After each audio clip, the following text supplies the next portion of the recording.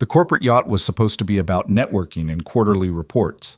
Instead, Daniel Hayes found himself clinging to a scrap of fiberglass in the middle of the Pacific Ocean, watching his boss, the untouchable Chloe Bennett, vomit seawater and curse his name like it was his fault the storm had torn their world apart.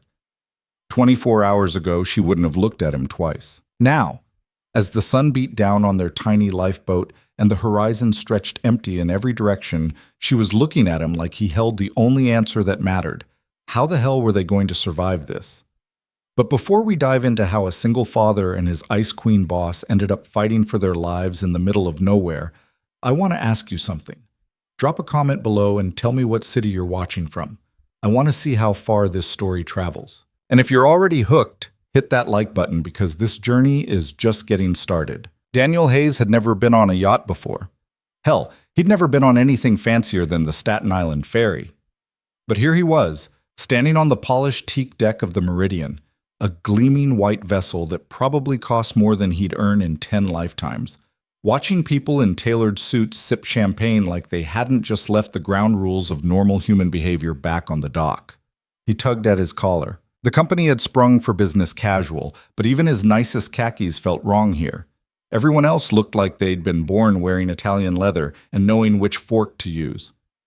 "You look lost." Daniel turned. A guy about his age, younger maybe, stood there with a drink in each hand and a grin that suggested he found this whole thing as absurd as Daniel did. "First time?" the guy asked. "That obvious? Only because you're the only one not pretending this is normal." He handed Daniel one of the drinks. Marcus Chen, marketing. Daniel Hayes, logistics. He took the glass but didn't drink. He'd need to stay sharp. His daughter Emma's babysitter had his number, but still, being unreachable in the middle of the ocean made his chest tight. "Relax, man. It's just 3 days of corporate theater. Smile, nod, don't fall overboard." Marcus clinked his glass against Daniel's. "Oh, and whatever you do, don't make eye contact with the Ice Queen." Daniel didn't need to ask who he meant. He'd already spotted Chloe Bennett on the upper deck, standing apart from the crowd, her dark hair pulled back in a style that looked effortless, but probably took 20 minutes. She was younger than most of the executives, maybe 30, but she carried herself like someone who'd already conquered everything worth conquering. "She handpicked the guest list herself," Marcus continued, "which means everyone here either impressed her or pissed her off enough to be interesting. You figure out which one you are yet?" Daniel hadn't. He'd been as surprised as anyone when the invitation landed in his inbox. He was good at his job, kept the supply chains running, caught problems before they became disasters, never caused drama. But that kind of competence usually made you invisible, not indispensable. "Probably a mistake," Daniel said. "Or a test." Marcus shrugged. "With her, who knows? Anyway, welcome aboard the SS Career Anxiety. Try the shrimp." The first day passed in a blur of presentations and networking sessions that felt like job interviews disguised as conversations. Daniel kept to the edges, contributing when asked but mostly observing. He watched Chloe move through the crowd like a shark through water, efficient, purposeful, always 3 steps ahead of everyone else. She didn't speak to him, didn't even look at him. That night, Daniel stood at the railing, phone pressed to his ear. "And then we made volcanoes with baking soda." Emma's voice crackled through the connection, high and excited. "Mine exploded everywhere, and Mrs. Patterson said it was very dramatic." Daniel smiled. "Sounds like you had a good day, Bug. When are you coming home?" "2 more days, then I'm all yours." He could hear cartoons in the background, his mother's voice telling Emma not to stand so close to the TV. "Love you, Daddy." "Love you more." The line went dead. Daniel stared at the phone for a moment, then at the dark water below. The ocean at night looked different than he'd expected. Not peaceful, but waiting, like it was holding its breath. Touching. He spun around. Chloe Bennett stood a few feet away, a glass of wine in her hand, her expression unreadable. "Miss Bennett, I didn't—" "Your daughter?" She didn't wait for an answer. "How old?" 6. Must be hard. Balancing work and single parenthood. It didn't sound like sympathy. More like she was filing away data. Daniel straightened. "I manage." "Clearly. Your performance reviews are flawless. 3 years without a single supply chain disruption. That's not luck. Just doing my job. Most people just do their jobs. You actually think about consequences. You see 3 moves ahead. She took a sip of wine. That's rare. Daniel didn't know what to say to that. Compliments from Chloe Bennett were rumored to be rarer than solar eclipses. Do you know why you're here, Mr. Hayes? Honestly, no. Because competence without ego is the most undervalued resource in any organization. She turned to face the water. And because I wanted to see if you could handle being uncomfortable. Uncomfortable? You don't belong here. You know it. I know it. But you showed up anyway. You haven't tried to impress anyone or pretend to be something you're not. You just, she gestured vaguely, exist, steadily. It was possibly the strangest compliment he'd ever received. Is there something you need from me, Ms. Bennett? Not yet, she set her glass on the railing. But when I do, I'll know you can deliver. Get some rest, Mr. Hayes. Tomorrow we're discussing the Singapore expansion. She walked away, leaving Daniel alone with the ocean and a growing sense that he'd just passed some kind of test he hadn't known he was taking. The storm hit on the second night. Daniel had been sleeping, or trying to, when the first lurch threw him out of his bunk. The yacht tilted hard to starboard, and everything not bolted down became a projectile. He heard screaming, the groan of metal, the roar of something massive and unstoppable. He grabbed his life jacket and stumbled into the corridor. Emergency lights flickered. The ship pitched again, and he slammed into the wall hard enough to see stars. Everyone to the muster stations, as someone shouted. This is not a drill. The next 20 minutes were chaos. Crew members herding guests toward lifeboats, people crying, praying, arguing about their phones and laptops like data plans mattered when you were about to drown. Daniel found himself shoved into a cluster of executives he'd never spoken to, all of them white-knuckled and terrified. Where's Bennett? Someone yelled. Daniel looked around. Chloe wasn't there. The yacht lurched again, worse this time. Water poured across the deck. A crew member was shouting about launching the boats now, immediately. No time. Daniel didn't think. He just moved. He fought his way back across the tilting deck, water up to his knees, wind screaming in his ears. He found her in the main cabin, trying to help a crew member who'd been pinned by a fallen beam. Leave him! Daniel grabbed her arm. We have to go. I'm not leaving him to... A wave smashed through the window. The world became water and darkness, and the terrible sound of things breaking. Daniel felt himself being pulled under, tumbled, his lungs burning. His hand found something solid, fabric, an arm, and he held on. When he surfaced, gasping, he was somehow in the water next to an overturned lifeboat. Chloe burst up beside him, coughing violently. Grab on, Daniel yelled over the storm. They clung to the capsized boat as waves tried to tear them apart. Daniel could see lights in the distance. The yacht, still partially afloat, other lifeboats being launched. Then another massive wave hit, and when his vision cleared, the lights were gone. Just darkness. Just water. Just the two of them and a piece of fiberglass that might keep them alive until morning, if they made it until morning. Dawn came slowly, revealing a reality worse than the storm. The lifeboat had somehow righted itself during the night, and Daniel had managed to pull them both inside, but they were alone. No yacht, no other boats, just endless ocean in every direction. Chloe sat in the bow, soaked and shivering, staring at nothing. Daniel took inventory. The boat had emergency supplies, a small water container, some ration packets, a flare gun with 3 flares, a first aid kit, a tarp, and a rusted fishing kit. Enough to survive for maybe a week if they were smart. We need to ration everything, Daniel said. Small sips of water twice a day. The rations... This is your fault. He looked up. Chloe was glaring at him, her face pale, but her eyes burning. Excuse me? You pulled me away from the crew member. We wasted time. We could have made it to the other lifeboats if you hadn't... That beam had him pinned. He was already gone. Daniel kept his voice level. And if I hadn't pulled you out of that cabin, you'd be at the bottom of the ocean right now. Don't you dare. I'm not interested in blame, Ms. Bennett. I'm interested in keeping us alive long enough to get rescued. He held up the water container. This is all we have. We make it last, or we die. Your choice. She stared at him for a long moment. Then she turned away, hugging herself. Fine, she said quietly. We ration. The first day was the worst. The sun was merciless, turning the lifeboat into an oven. Daniel rigged the tarp to create some shade, but it barely helped. Chloe refused to speak to him, refused to help, just sat there staring at the horizon like rescue would appear through sheer force of will. By the second day, reality was setting in. "We're not getting rescued, are we?" Chloe's voice was hoarse from dehydration. Daniel was trying to fashion a fishing line from the emergency kit. "Search and rescue will be looking. The yacht had GPS, emergency beacons. They know we're out here." "But they don't know where out here." He didn't have an answer for that.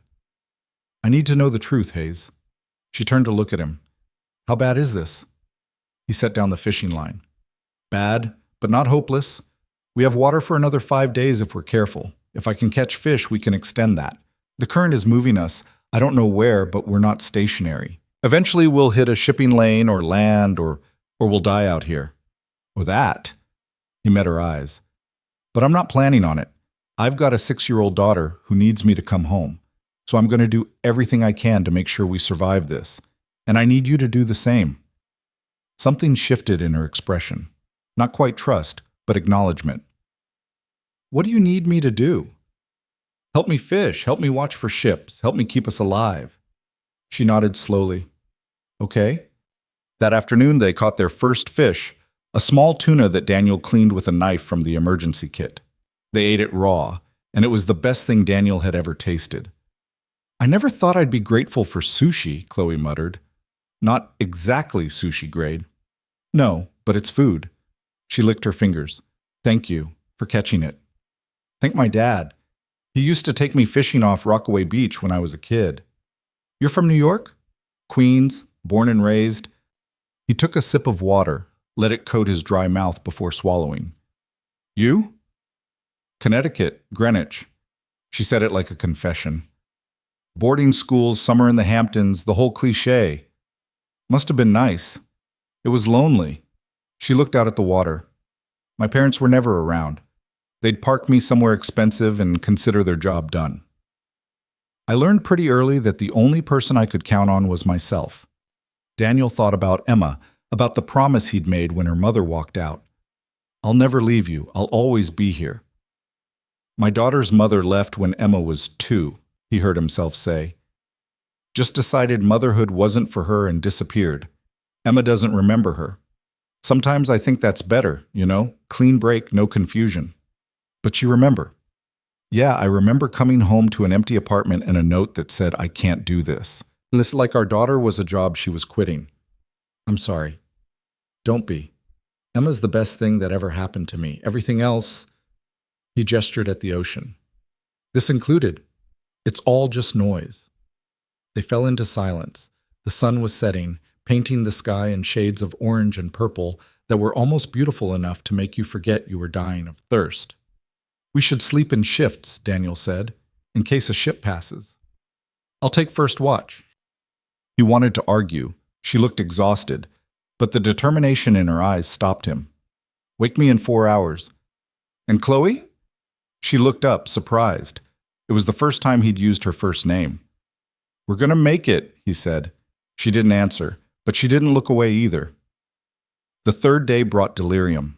The heat was unbearable, and their water was running low faster than Daniel had calculated. Chloe had stopped talking, just sat there with her eyes half closed, her lips cracked and bleeding. "Chloe," he shook her shoulder, "you need to drink. There's not enough. There's enough for right now. Drink." She took the container with shaking hands and sipped. "You should have let me die in that cabin." "Stop talking like that." "I'm serious. You'd have more water, better chance of..." I said stop. He took the container back. "We're both getting out of this. End of discussion." "Why do you care?" Her voice cracked. "I'm not your friend. I'm barely even nice to you. I'm just the bitch who makes your life harder." "You're a person. That's enough." She stared at him. Then, impossibly, she laughed, a dry, broken sound. "You're too good for this world, you know that?" "I'm really not." "Yes, you are." She leaned back. "And when we get rescued, I'm going to make sure everyone knows it. If that means a raise, I'll take it." "Done." That night, the temperature dropped. Daniel had read about hypothermia at sea, how it could kill you just as fast as dehydration. He pulled Chloe close, wrapping the tarp around both of them. This is highly inappropriate, she murmured. HR would have a field day. Sue me. She was shivering. He could feel every tremor running through her. He held her tighter. Daniel? Yeah? Thank you for not giving up on me. He didn't know what to say to that, so he just held her while the stars wheeled overhead and the ocean rocked them like a cradle. On the fourth day, they saw land. It was just a smudge on the horizon at first. Daniel thought he was hallucinating, but as the current carried them closer, it took shape. A small island, green and impossibly real. Chloe, Chloe, wake up. He shook her gently. Look. Her eyes opened, focused, went wide. Is that land? We're going to make it. They used pieces of plastic from the emergency kit as makeshift paddles, fighting the current, their muscles screaming. Every stroke felt like it might be the last, but the island kept getting closer. When the lifeboat finally scraped against sand, Daniel actually laughed. They'd made it. Against every odd, they'd survived. Chloe tried to stand and immediately collapsed. Daniel caught her, half carrying her onto the beach. They lay there together, gasping, the sand hot against their backs. We made it, Chloe whispered. We made it. She turned her head to look at him. Now what? Daniel sat up, surveying the island. It was small, maybe a mile across, covered in dense vegetation. He could hear birds, the rustle of wind through palm trees. Somewhere, there had to be fresh water. Now we figure out how to stay alive long enough to get rescued from here instead of out there. Same plan, different location. Pretty much? He stood, offering her his hand. Come on, Ms. Bennett. Let's find water before we die of irony. She took his hand, let him pull her up, and for just a moment, standing there on that beach with the ocean behind them and the unknown ahead, they were just two people who'd survived the impossible. Everything else could wait. They found water that afternoon, a small freshwater spring bubbling up from between rocks inland. Daniel wanted to cry with relief. They drank until their stomachs hurt, then drank more, washing away days of desperate thirst. I never want to ration water again, Chloe said, lying in the shade. Agreed. They spent the remaining daylight exploring. The island was uninhabited but had clearly seen human presence before. Daniel found pieces of fishing net tangled in the rocks, a rusted fuel can half buried in sand. Signs of civilization, even if civilization was long gone. We can make this work, he said, more to himself than to her. Shelter first, then food, then signal fires. You sound like you've done this before. Nature documentaries, and he shrugged. And Emma loves survival shows. I've seen every episode of Naked and Afraid at least twice. So we're taking survival advice from reality TV. You have a better idea? She didn't. They built their first shelter as the sun set, a lean-to made from palm fronds and driftwood that looked like a strong breeze would knock it over. But it was shelter. It was something. That night, lying side by side under their makeshift roof, listening to the ocean and the unfamiliar sounds of the jungle, Daniel felt the weight of everything catch up to him. My daughter thinks I'm coming home in 2 days, he said quietly. My mom is probably losing her mind. Everyone I know thinks I'm dead. They're searching for us. Are they? Or did they already give up? He closed his eyes. I keep thinking about Emma's face when they tell her I'm not coming back. How do you explain that to a 6-year-old? Chloe was quiet for a long moment. Then, you'll explain it yourself, because we're getting off this island. I don't care if I have to build a raft out of palm trees and paddle to Fiji myself. Despite everything, Daniel smiled. That confident, huh? I didn't claw my way to VP at 30 by accepting defeat. She turned to look at him in the darkness. We survived the ocean, Daniel. We'll survive this too. And lying there, exhausted and scared and impossibly alive, Daniel almost believed her. The jungle sounds grew louder as night deepened. Daniel lay awake, listening, cataloging every rustle and call. This wasn't their world. They were visitors here, and not necessarily welcome ones. Can't sleep? Chloe's voice was soft. Too much to think about. Want to share? He thought about it. I keep running through everything I did wrong. Not getting to the muster station faster. Not grabbing more supplies from the cabin. Not... Stop. She propped herself up on one elbow. You saved my life. Twice. First in the cabin, then by keeping us alive long enough to reach land. Nothing you did was wrong. Feels wrong. That's called being human. She lay back down. I've been thinking about the people on the yacht. The crew member we couldn't save. Marcus, he was on the port side, I think. I don't even know if he made it to a lifeboat. You can't think like that. Why not? You are. He didn't have an answer. We should make a pact, Chloe said. Right now. We don't waste energy on guilt or what-ifs. We focus on surviving, getting rescued, and getting home. Everything else is just noise. Deal? Daniel extended his hand in the darkness. Deal. Her hand found his, squeezed once, then let go. But the warmth of that touch lingered. Tomorrow, he thought, they'd start building something more permanent. Tomorrow, they'd figure out food beyond fish. Tomorrow, they'd make signal fires and find a way to be seen. But tonight, they'd sleep and dream of home. The first morning on the island, Daniel woke to find Chloe already awake, sitting at the edge of their shelter and staring at the ocean with an intensity that suggested she was trying to will a rescue ship into existence through sheer force of concentration. Any luck with the telepathy? He asked, his voice rough from sleep. She didn't turn around. I'm making a list. Of what? Everything we need to do to survive here. Everything we need to signal for rescue. Everything that could go wrong. She finally looked at him, and he could see the fear she was trying to hide behind executive efficiency. I need to feel like I have some control over this situation. Daniel sat up, wincing at the stiffness in his muscles. Okay, let's make your list real. What's first? Water.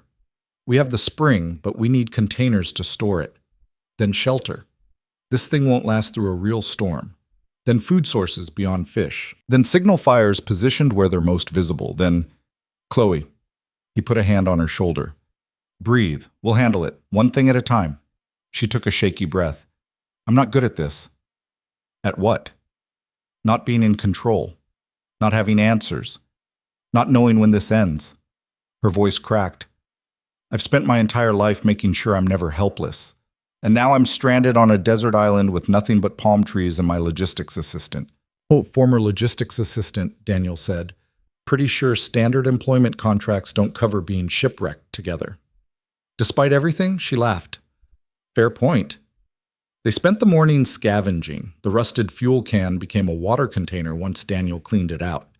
They found more debris along the beach. Plastic bottles, a piece of tarp better than the one from the lifeboat, even a waterlogged backpack containing nothing useful but giving them another container. The island was small enough to explore in a few hours, and what they found was both reassuring and terrifying. Reassuring because there was food, coconuts, some kind of berry that Daniel was pretty sure wasn't poisonous, crabs in the shallow pools. Terrifying because there was absolutely no sign of recent human activity. No boats, no buildings, no evidence that anyone ever came here. We could be anywhere, Chloe said, standing on the highest point of the island and scanning the horizon. Middle of the Pacific, completely off any shipping route. Or we could be 20 miles from a major island and just can't see it yet. Daniel joined her, shading his eyes against the sun. We don't know, so we assume the best and prepare for the worst. That's very glass half full of you. I have a 6-year-old. Optimism is a survival requirement. Chloe was quiet for a moment. Tell me about her. Emma. Daniel felt his chest tighten. She's everything. Smart, funny, stubborn as hell. Looks just like her mother, but has my terrible sense of humor. He pulled out his wallet from his pocket, miraculously still there, waterlogged but intact, and showed Chloe a photo. Emma grinning at the camera, missing her 2 front teeth, holding up a drawing of what might have been a dinosaur or possibly a dog. She's beautiful, Chloe said softly. She's my whole world. Daniel put the wallet away. When her mom left, I thought I'd fall apart. But Emma needed me, so I figured it out. Learned to braid hair from YouTube videos. Learned which teachers to charm and which to respectfully fear. Learned that chicken nuggets are a food group and bedtime is a negotiation. Sounds exhausting. It is, but it's also the best thing I've ever done. He looked at Chloe. What about you? Any kids in your master plan? No. She said it quickly, definitely. Children require time and emotional availability I don't have. My career is my focus. Was your focus, Daniel corrected gently. Right now, your focus is not dying on this island. Thanks for the reminder. They built a better shelter that afternoon. Daniel had watched enough survival shows to know the basics. 4 corner posts, a frame of branches, palm fronds woven tight enough to shed rain. It wasn't pretty, but it was solid. Chloe proved surprisingly good at weaving the fronds once Daniel showed her the technique. I did a lot of basket weaving at summer camp, she explained, her fingers working quickly. Turns out 13-year-old me was preparing for exactly this scenario. Your younger self would be very proud. My younger self would be horrified that I'm not in a 5-star hotel right now. By the time the sun started setting, they had a shelter that looked almost competent. They'd also gathered enough coconuts and berries to supplement the fish Daniel hoped to catch, and they'd positioned 3 large piles of driftwood at different points on the beach, ready to light if they saw a ship or plane. Not bad for day 1, Daniel said, surveying their work. Day 1 was the lifeboat. This is day 5. Chloe sat heavily in the sand. 5 days since the storm. 5 days since anyone knew where we were. They're still searching. Are they? She looked at him. Be honest. How long do search and rescue operations usually last? Daniel didn't want to answer that. He'd looked it up once, years ago, after a news story about a missing fishing boat. The answer was usually 72 hours for active searching. After that, it became recovery, not rescue. Doesn't matter, he said finally, because we're going to make ourselves visible. We're going to survive until someone finds us. End of story. You're a terrible liar, you know that? I'm not lying. I'm choosing optimism over despair. There's a difference. She studied him for a long moment. How are you so calm about this? I'm not calm. I'm terrified. But panic doesn't help Emma, and it doesn't help us. So I focus on what I can control and try not to think about the rest. Must be nice, being able to just turn off the fear. I'm not turning it off. I'm just not letting it drive. He stood, offering her his hand. Come on, let's catch dinner before it gets dark. Fishing from the shore was different than from the lifeboat.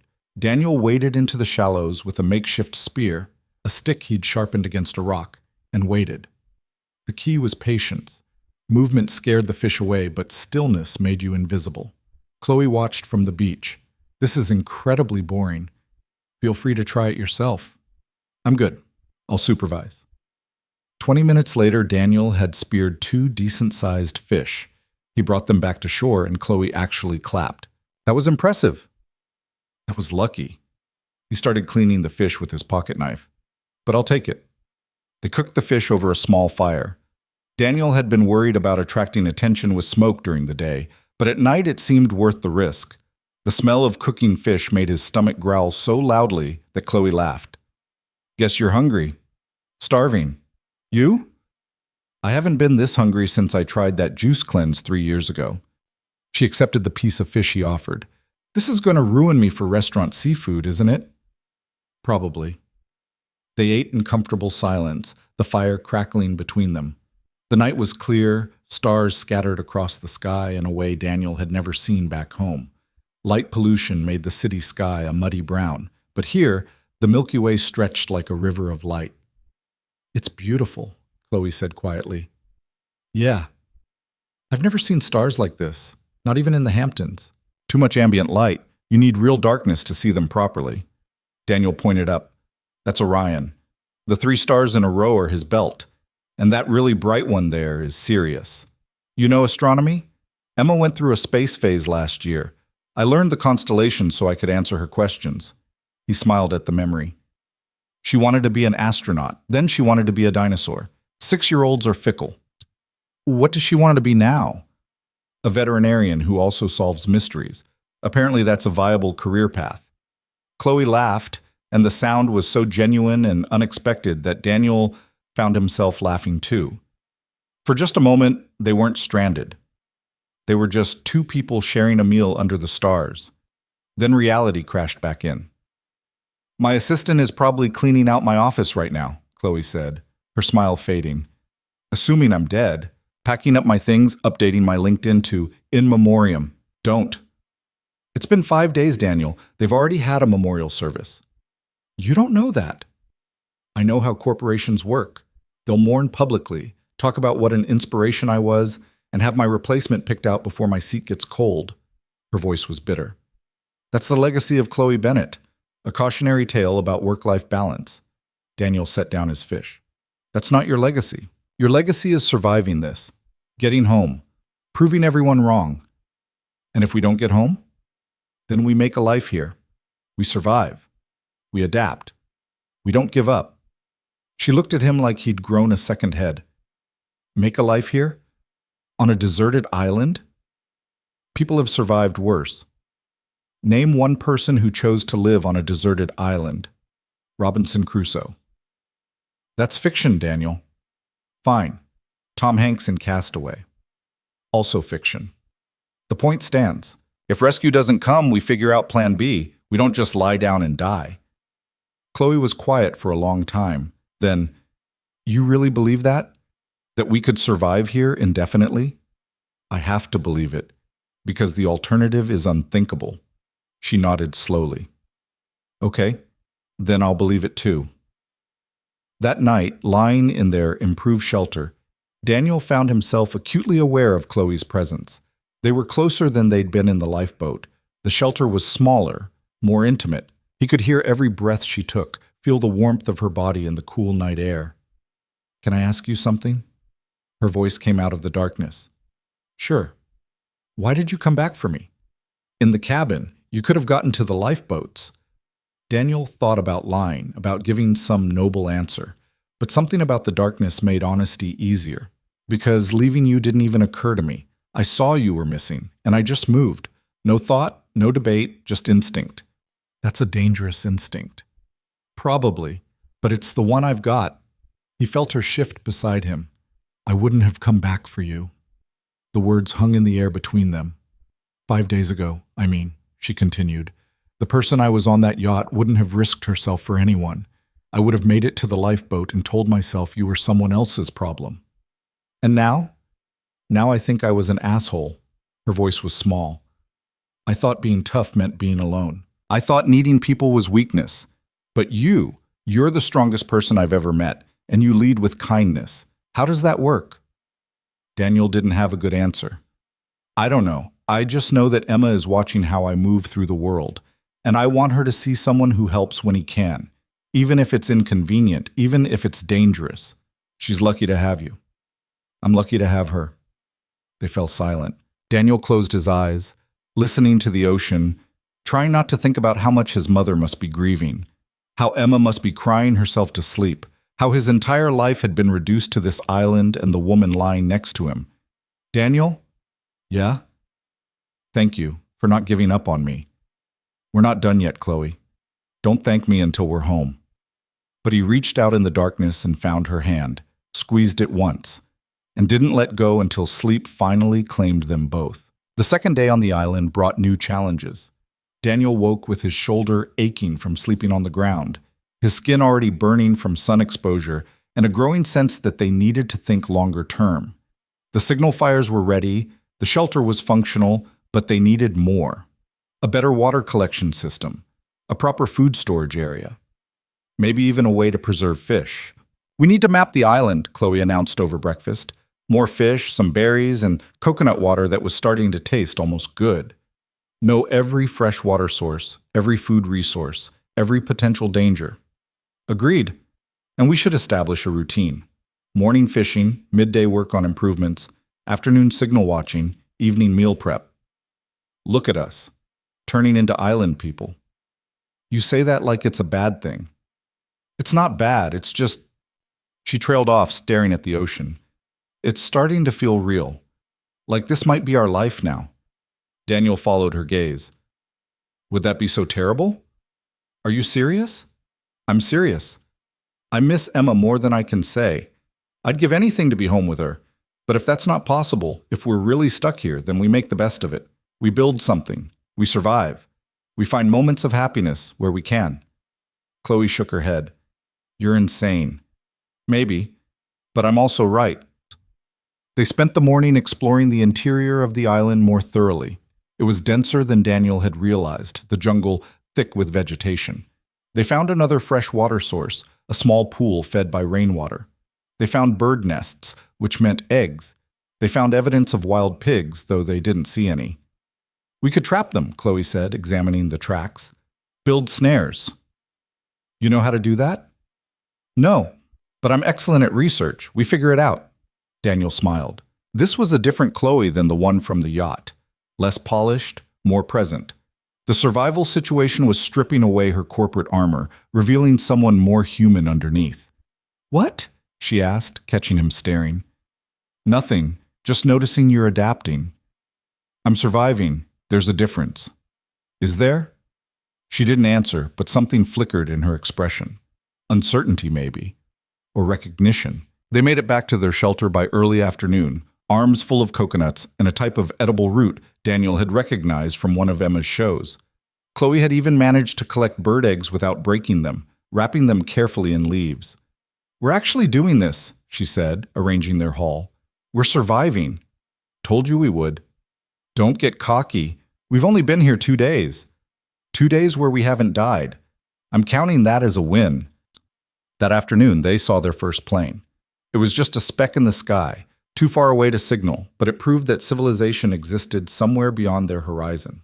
Daniel and Chloe stood on the beach, watching it pass, neither of them speaking. When it disappeared, Chloe turned away first.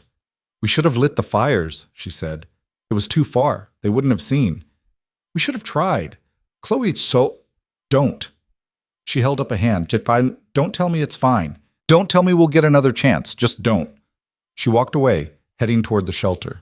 Daniel wanted to follow, to comfort her, but he understood the need for space, for privacy in your grief.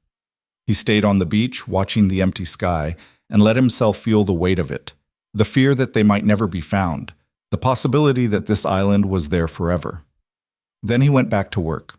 Because that's what you did. You kept moving forward even when forward felt impossible. That evening, Chloe emerged from the shelter looking calmer. I'm sorry, she said. For earlier. Nothing to apologize for. I had a moment. It won't happen again. Chloe, you're allowed to have moments. We both are. This is terrifying. She sat down beside him. I'm not good at being vulnerable. I've noticed. It's not that I don't feel things. I do. I just learned early that showing weakness gets you eaten alive. In business, in life, everywhere. This isn't business. This is survival. Different rules. Are they, though? She picked up a shell, turning it over in her hands. Because it feels the same to me. Show weakness, lose ground. Stay strong, stay in control.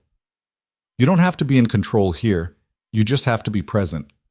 She looked at him. Is that how you do it? Just be present? It's how I try to do it. Doesn't always work. He thought about the nights after Emma's mother left, when he'd cried in the shower so his daughter wouldn't hear. But trying is better than giving up. You never give up, do you? Not if I can help it. She set down the shell. Teach me. Teach you what? How to be like you. How to stay hopeful when everything is falling apart. Daniel almost laughed. Here was this brilliant, successful woman asking him for lessons in optimism. I don't think I can teach that. Try. He thought about it. Okay, first you find one thing to be grateful for. Just one. Could be anything. Like what? Like the fact that we're having this conversation, that we survived when we could have drowned, that the fish are biting and the water is fresh and the stars are beautiful. Chloe was quiet. Then, I'm grateful you were on that yacht. Yeah? If I had to be stranded with someone, I'm glad it was you. She met his eyes. You make this bearable. Daniel felt something shift in his chest. You make it less lonely. They held each other's gaze for a moment too long. Then Chloe looked away, her cheeks flushed. We should eat, she said. Right, food. But as they prepared dinner, fish again, supplemented with the roots and eggs, Daniel couldn't shake the feeling that something had changed between them. Some line had been crossed, some wall had come down, and he wasn't sure if that was dangerous or exactly what they both needed. The night brought rain. Not a storm, just a steady downpour that drummed on their shelter roof and turned the beach into a slick, dark expanse. Daniel and Chloe huddled together under the tarp, listening to the water. "This is cozy," Chloe said sarcastically. "Could be worse. Could be in the lifeboat." "Fair point." Lightning flashed, illuminating the island in stark relief. Thunder followed seconds later, close enough to feel in their chests. "I hate storms now," Chloe said quietly. "I used to love them. Used to sit by the window and watch. But now all I can think about is that night. The yacht breaking apart, the water everywhere." Daniel put an arm around her shoulders. "We made it through that. We'll make it through this." She leaned into him, and he could feel her trembling, not from cold, but from memory, from fear. "I thought I was going to die," she whispered. "When the wave hit, when I went under, I was sure that was it, that I'd drown alone in the dark. But you didn't, because of you. Because we were together." She turned to look at him, and in the intermittent lightning, her eyes were wide and vulnerable. "Why are you so good to me?" "Why wouldn't I be?" "Because I don't deserve it. Because I've spent my whole life being cold and calculating and putting my career above everything. Because I'm not a good person, Daniel." "Yes, you are." "You don't know me." "I know enough." He brushed a wet strand of hair from her face. "I know you helped that crew member even when it put you in danger. I know you fought to stay alive every day since the storm. I know you're stronger than you think and kinder than you believe." "You barely know me," she repeated, but her voice cracked. "Then let me know you better." The words hung between them. Outside, the rain intensified, but inside their small shelter, everything felt impossibly still. "I'm scared," Chloe admitted, "of this island, of never getting home, of losing myself out here." "You won't lose yourself. You'll find yourself. The version that exists when all the corporate bullshit is stripped away." "What if I don't like what I find?" "Then you change it. That's the beauty of starting over. You get to decide who you want to be." She was close enough that he could feel her breath on his face, close enough that he could see the tears gathering in her eyes. "Who do you want to be?" she asked. "Someone who makes his daughter proud. Someone who doesn't waste the second chance we've been given." "Second chance?" "We survived, Chloe, against every odd. That means something." "What does it mean?" He didn't have an answer. So instead, he held her while the storm raged and the island trembled and the world narrowed down to just the two of them, breathing in sync, hearts beating in tandem. Eventually, the rain stopped. The silence that followed was profound. "Thank you," Chloe said, her voice barely audible. "For what?" "For seeing something in me worth saving." "Always," Daniel said, and meant it. They fell asleep like that, tangled together, her head on his shoulder, his arms around her waist. And if it was more than survival required, neither of them mentioned it. Tomorrow would bring new challenges, but tonight they had shelter and warmth and each other. For now, that was enough. Morning came with a clarity that hurt. Daniel woke to find Chloe already gone from the shelter, and for a moment panic seized him before he spotted her down by the water, washing her face in the shallows. The sun was just breaking the horizon, painting everything gold and pink, and she looked almost peaceful standing there with her hair loose around her shoulders. He should look away, should give her this moment of privacy. But something kept him watching, the way she moved, the way the light caught her profile, the way she seemed more herself here than she'd ever been in a boardroom. She turned and caught him staring. For a heartbeat, neither of them moved. Then she smiled, small and tentative, and walked back up the beach. "Morning," she said. "Morning, you're up early." "Couldn't sleep. Kept thinking about everything we need to do today." She sat down beside him. "We should explore the north side of the island. We haven't been up there yet." Daniel noticed she didn't mention last night. The storm, the confessions, the way they'd held each other until dawn. Maybe that was better.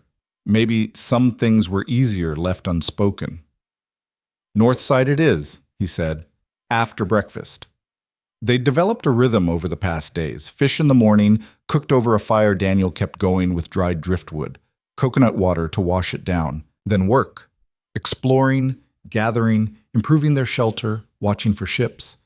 It wasn't much, but it was routine, and routine was survival. The north side of the island was rockier than the rest, the beach giving way to jagged volcanic stone that cut at their feet even through their shoes. Daniel had lost his jacket in the storm, but his shoes had somehow stayed on. Small mercies. Chloe's heels had been the first casualty. She'd tied them together and hung them from a tree branch near their shelter like some kind of corporate scarecrow. "Careful," Daniel said as Chloe climbed over a particularly sharp outcropping. "Those rocks are—" She slipped. Just a small stumble, but her foot came down wrong on the edge of a stone and Daniel heard the crunch. Chloe gasped, her face going white. "Don't move." Daniel was beside her in seconds. "Where does it hurt?" "Ankle." "Left ankle." Her voice was tight with pain. "I'm fine. I just need—" "You need to sit down." He helped her to a flatter section of rock. "Let me see." Her ankle was already swelling, the skin around it going purple. When Daniel touched it gently, she hissed through her teeth. "I don't think it's broken," he said, "but it's definitely sprained. Maybe worse." "I'm fine." "Chloe, I said I'm fine." She tried to stand and immediately collapsed. Daniel caught her before she hit the rocks. "Stop being stubborn and let me help you." "I don't need help. I just need to walk it off." "That's not how injuries work." He could see the fear behind her bravado, the terror of being vulnerable, of being dependent. "Chloe, listen to me. You're hurt. That's not weakness. That's just reality. And we deal with reality." She looked at him, her jaw tight. "If I can't walk, I'm useless." "You're never useless. But right now you need to let me take care of this." Something in his tone must have gotten through to her. She nodded, just once, and let him examine the ankle more carefully. It was bad. Not broken, he was pretty sure, but bad enough that walking would be agony.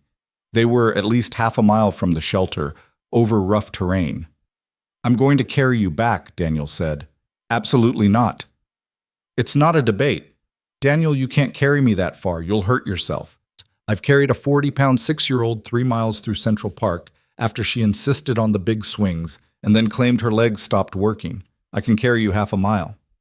He positioned himself to lift her. Arms around my neck. "This is ridiculous, Mike. This is happening. Now arms around my neck before I make executive decisions about how to transport you."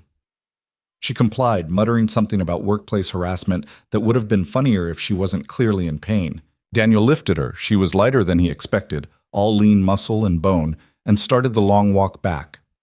"You don't have to do this," Chloe said after a few minutes. "Yes, I do." "Why?" "Because you do the same for me." She was quiet. Then, "I wouldn't have. 2 weeks ago, I would have left you here and gone for help, if I'd even come on this walk at all. Good thing it's not 2 weeks ago." "Is it?" Her voice was small.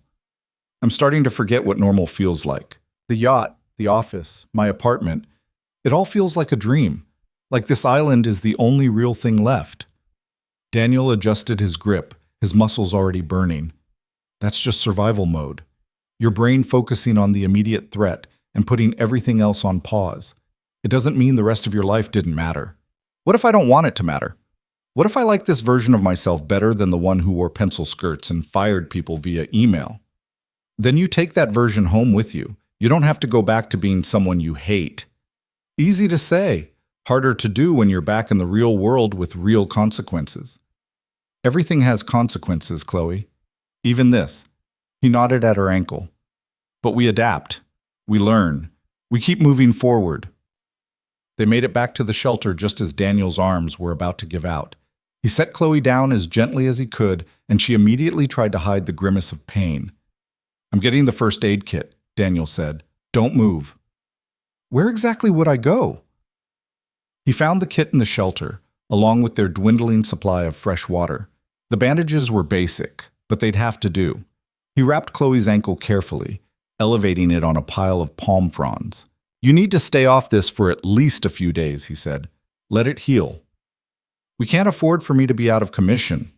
We can't afford for you to make it worse. I can handle the fishing and gathering. You can handle the fire maintenance and food prep, division of labor." "I hate being helpless." "You're not helpless. You're healing." He finished securing the bandage. "There, how does that feel?" "Like my ankle is staging a rebellion." "That's normal." He sat back. "I'm going to make you something for the pain. We have some willow bark. I saw it near the stream. It's a natural painkiller." "Look at you, wilderness doctor." Thank Emma's survival show obsession. They did a whole episode on natural remedies. He stood. Stay here. I'll be back in 20 minutes. Daniel? He turned. Thank you, Chloe said, for carrying me, for taking care of me, for not making me feel like a burden. You could never be a burden. He left before she could respond, before the moment could become something bigger than either of them was ready to handle. The willow bark helped, though Chloe claimed it tasted like death's leftovers. Daniel made her drink it anyway, then spent the afternoon making sure she was comfortable while he handled the tasks that had become their daily survival. Fish for dinner. Fresh water collected. Signal fire materials replenished. Every task felt heavier knowing Chloe was injured, knowing he was now responsible for both of them in a way he hadn't been before. That evening, as the sun set and they shared another meal of fish and coconut, Chloe finally broke the silence. Tell me something real, she said. What do you mean? Tell me something about yourself that isn't survival related. Something from before. I need to remember that a before exists. Daniel thought about it. Okay. When Emma was 4, she decided she wanted to have a tea party. Full formal dress code, invitation only. She made me wear a tie and serve imaginary tea while her stuffed animals sat in judgment. That's adorable. It gets better. Halfway through, she declared that Mr. Whiskers, her stuffed cat, was being rude and needed to leave. I had to escort a stuffed animal out of my own living room while she lectured him about proper tea party etiquette. Chloe laughed, and the sound was so genuine that Daniel felt his chest warm. What happened to Mr. Whiskers? He was allowed back after a formal apology, which I had to voice, in character, while Emma nodded approvingly. 4-year-olds are tiny dictators. She sounds wonderful. She is. She's smart and weird and completely fearless. Last parent-teacher conference, her teacher told me Emma had convinced 3 other kids that she was secretly a superhero and they needed to help her fight invisible monsters at recess. Was she? Fighting invisible monsters? According to Emma, absolutely. According to her teacher, they were just running around screaming. Daniel smiled at the memory. But the point is, she got those kids to believe in something, to play along with her story. That's a gift. Chloe was quiet for a moment. Do you think she's okay, with you being gone? The question hit harder than Daniel expected. I think she's scared. I think she doesn't understand why I'm not coming home. My mom's probably telling her I'm on an extended business trip, but Emma's smart. She knows something's wrong. She's lucky to have you as a father. I'm lucky to have her as a daughter. Daniel poked at the fire. What about you? Tell me something real from before. Chloe seemed to consider this. When I made VP, I bought myself a bottle of champagne, $200 vintage, took it home to celebrate. And I sat in my apartment alone and drank the whole thing while watching reality TV. No friends to call, no partner to celebrate with, just me and my expensive champagne, and the sinking realization that I'd achieved everything I wanted and it felt completely empty. Daniel didn't know what to say to that. I thought success would make me happy, Chloe continued. I thought if I just worked hard enough, climbed high enough, proved myself thoroughly enough, I'd finally feel something. But I just felt tired and alone and wondering what the hell I'd sacrificed everything for.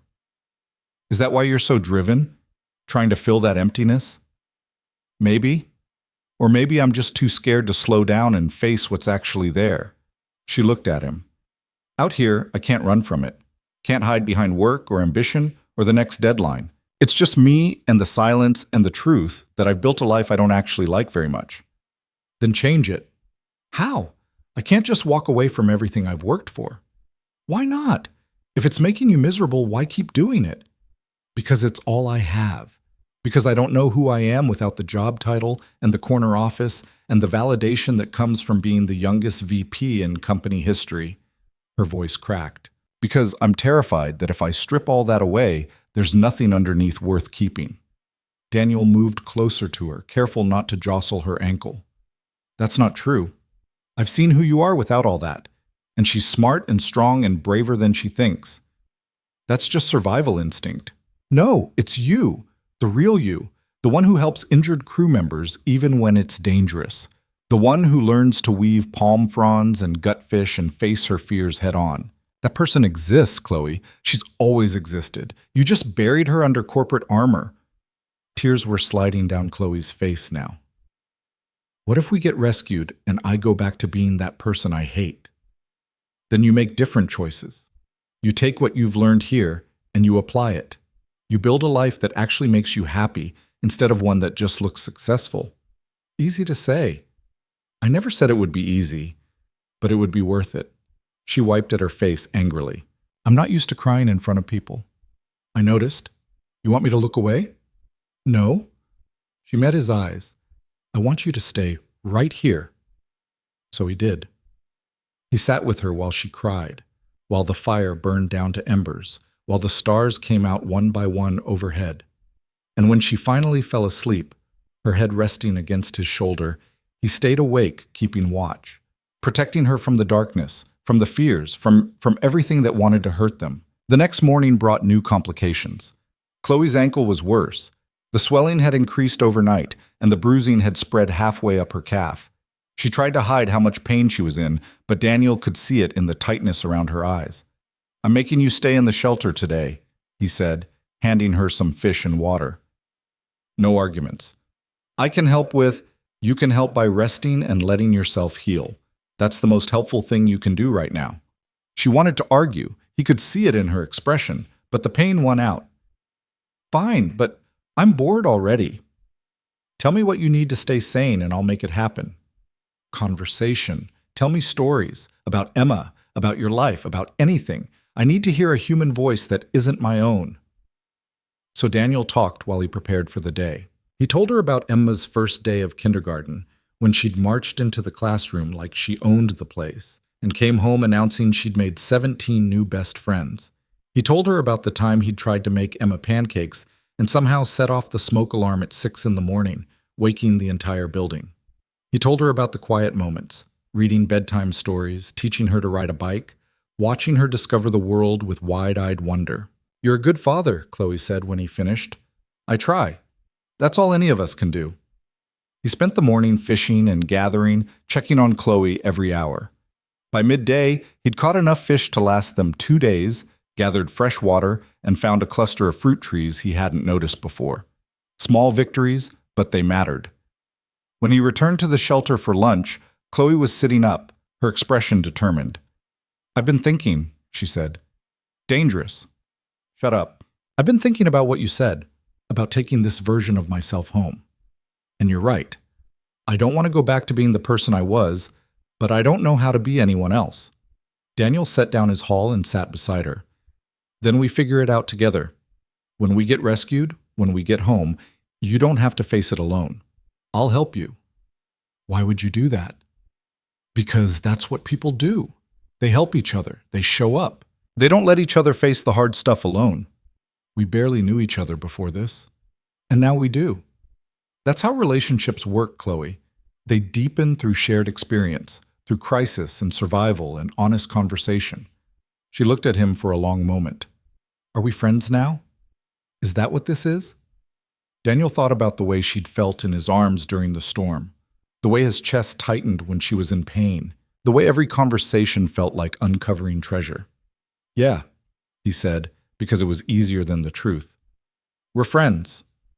Something flickered in her expression, disappointment maybe, or relief. She nodded and looked away. Good. I could use a friend. That afternoon, while Chloe rested, Daniel climbed to the highest point of the island. He'd been meaning to do this for days, get a better vantage point, see if there was anything beyond their horizon. The climb was brutal, the volcanic rock sharp enough to cut through his pants, but when he reached the top, the view was worth it. Ocean. Endless, empty ocean in every direction. No ships, no land, no signs of civilization, just them and this island and the very real possibility that rescue might never come. Daniel sat down hard, the weight of it crushing.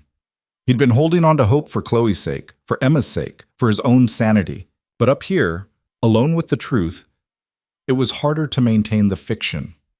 They might die here. They might never see their families again. This island might be there forever.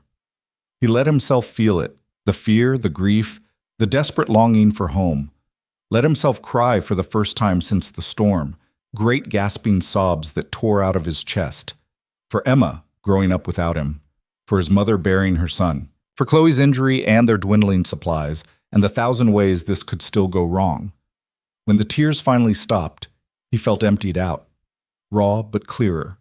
They would survive this. They had to, because the alternative was unthinkable. He made his way back down as the sun started setting. Chloe was waiting for him outside the shelter, her expression concerned. "You were gone a long time." Went to the high point, wanted to check the horizon. And? Nothing, just ocean. And he saw her absorb this, saw the hope dim in her eyes, but she straightened her shoulders and nodded. "Okay, then we adapt. We make this work." "Yeah, we do." He sat beside her. "Your ankle looks a little better." "Liar, but I appreciate the attempt." She shifted, wincing. "Daniel, can I ask you something?" "Always." "If we don't get rescued, if this really is our life now, would that be so terrible?" The question caught him off guard.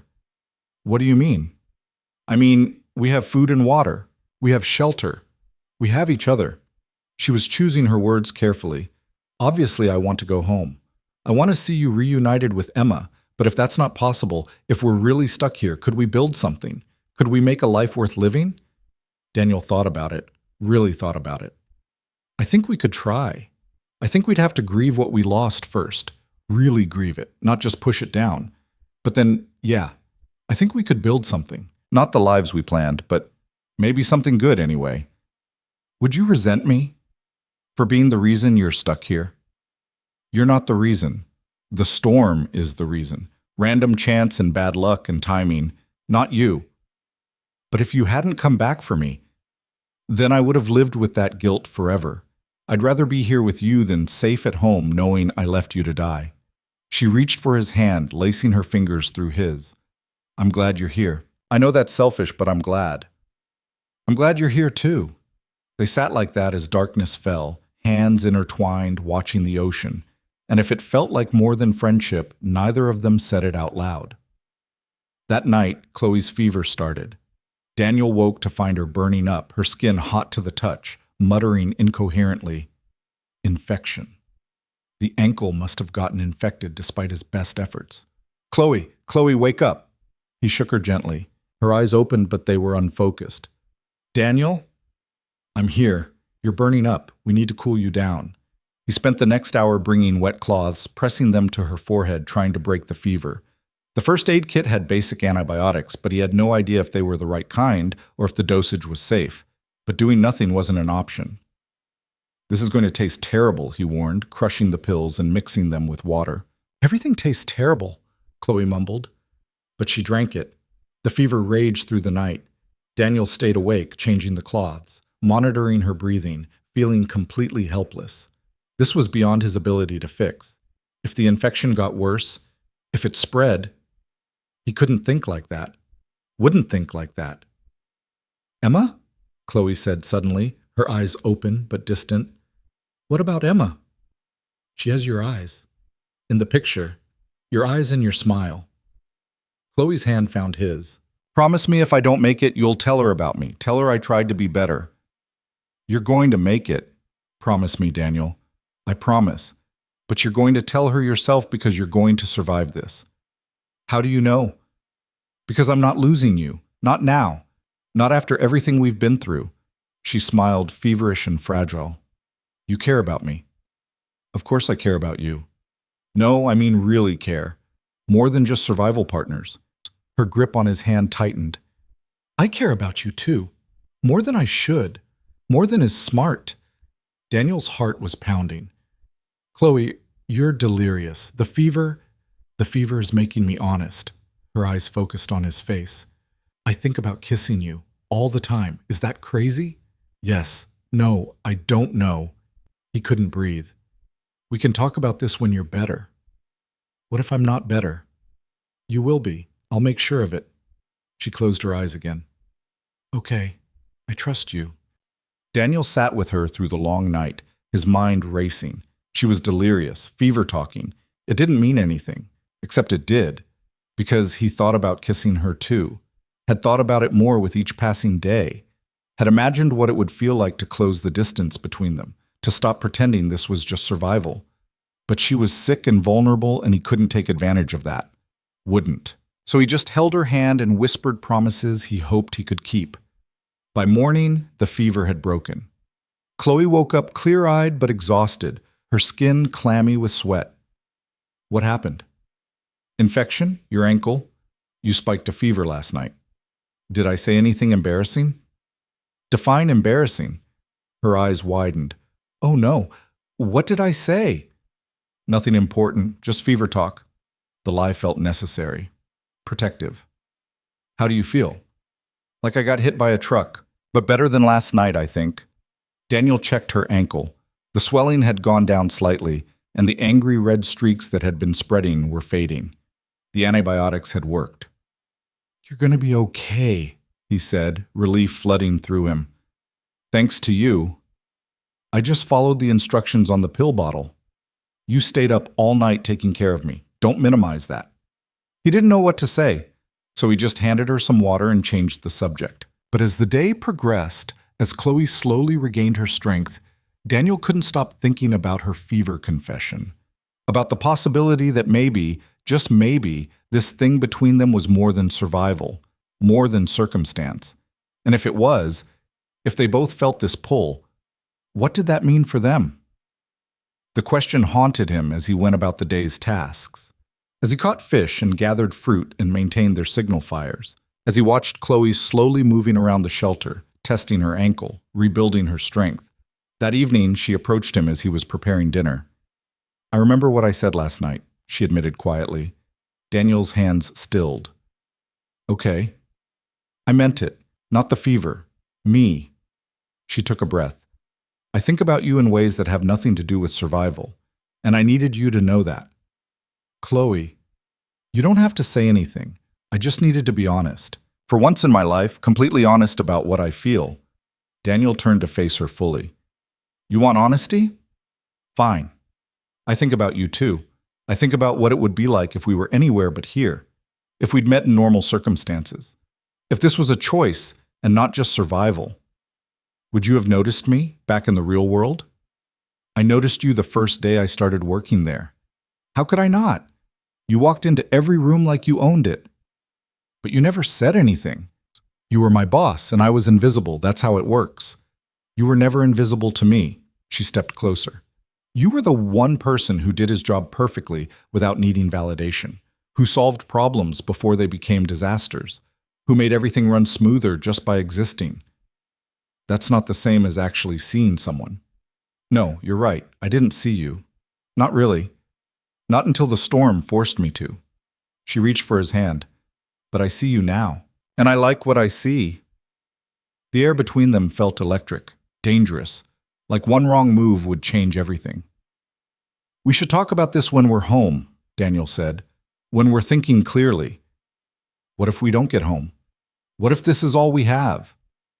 Then we have time to figure it out, to make sure this is real and not just survival instinct. It's real, Chloe said. I've never been more sure of anything.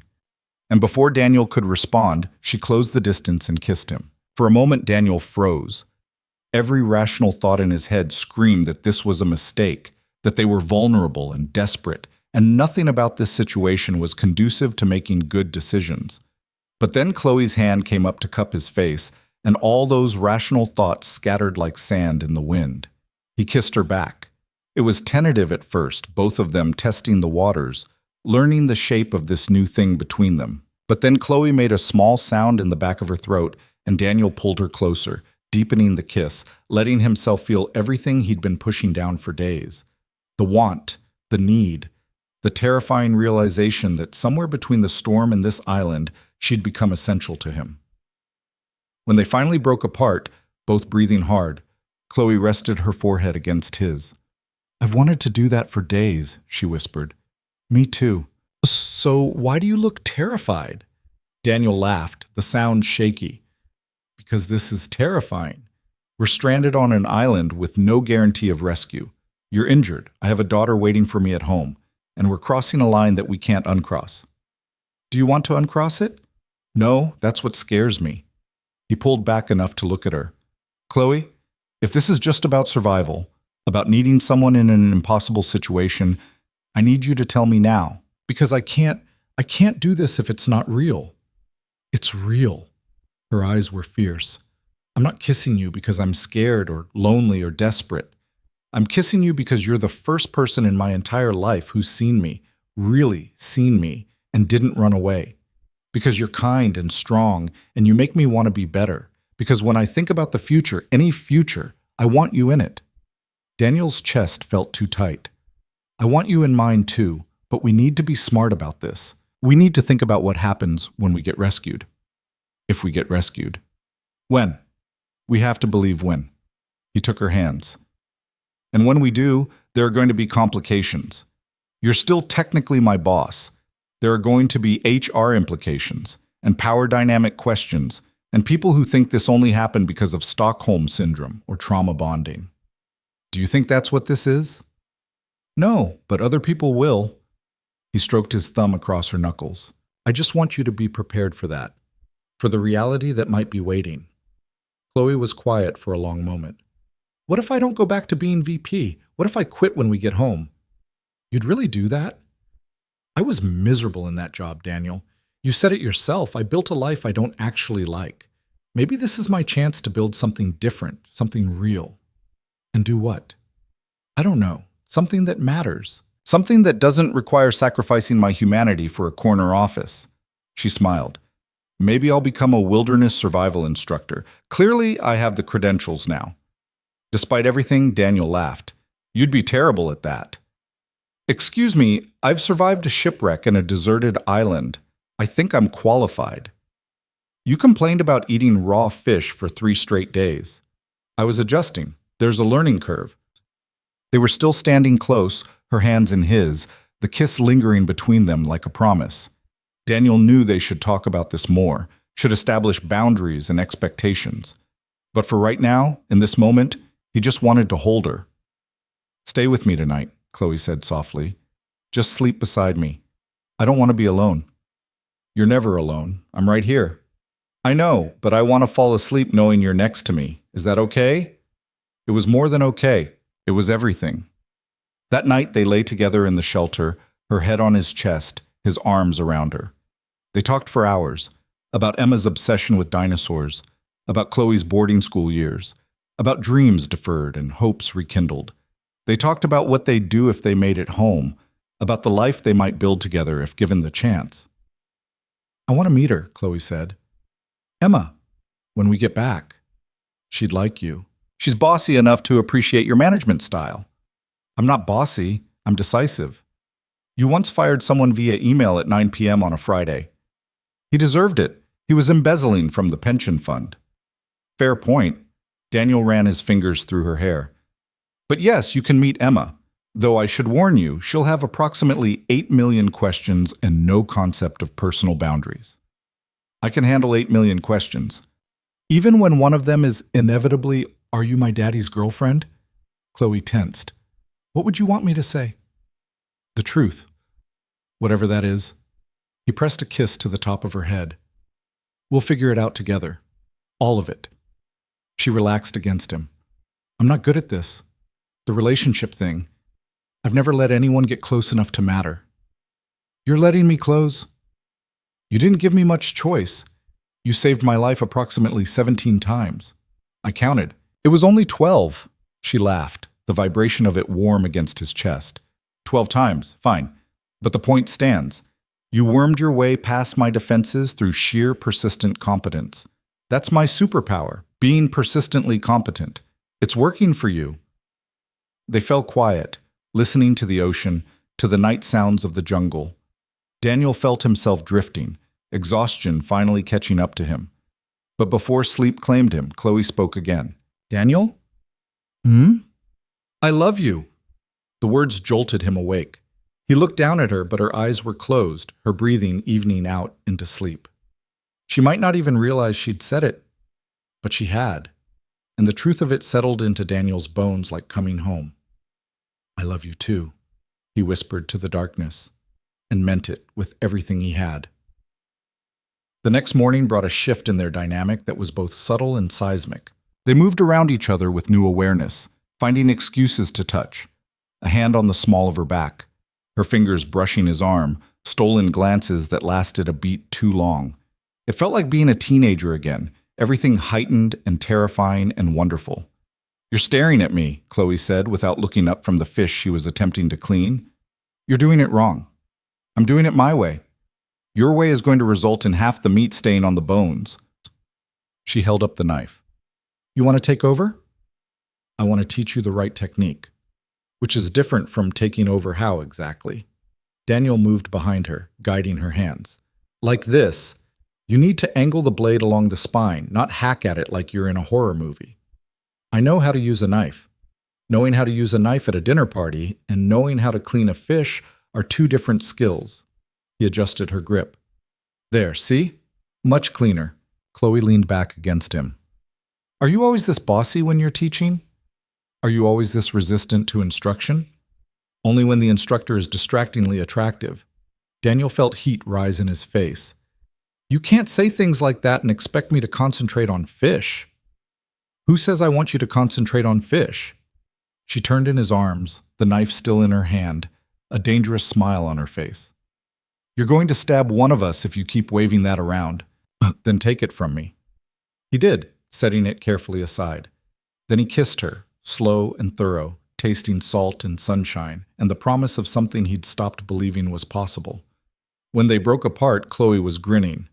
"Much better than fish," she said. "Agreed, but we still need to eat."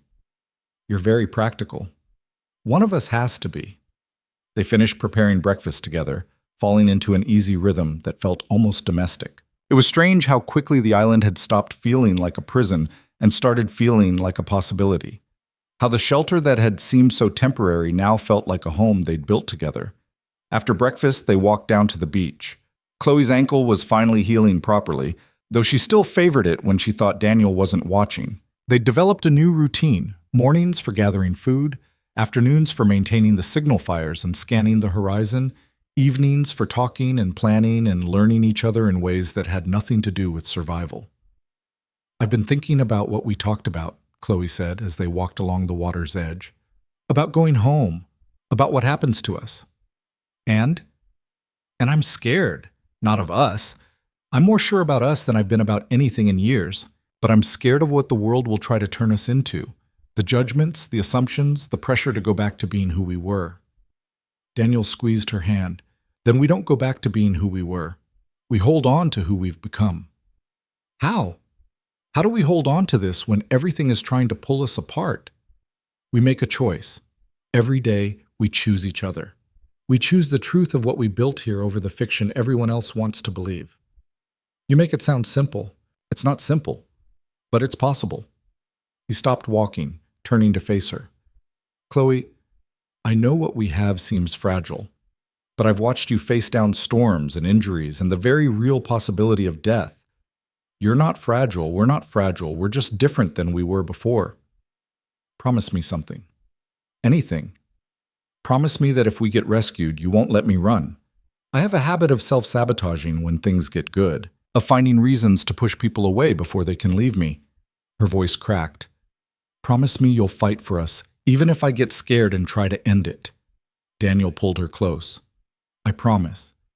But you have to promise me something too." "What?" "Promise me you'll let yourself be happy, that you'll stop punishing yourself for wanting more than work and success, that you'll believe you deserve this." Chloe buried her face in his chest. "I don't know if I can." "Then I'll believe it for both of us until you catch up." They stood like that for a long time, waves lapping at their feet, the sun warm on their shoulders. Daniel had never felt more present in his life, more aware of every breath and heartbeat. This woman in his arms had become his anchor and his adventure all at once. "We should check the signal fires," Chloe said eventually.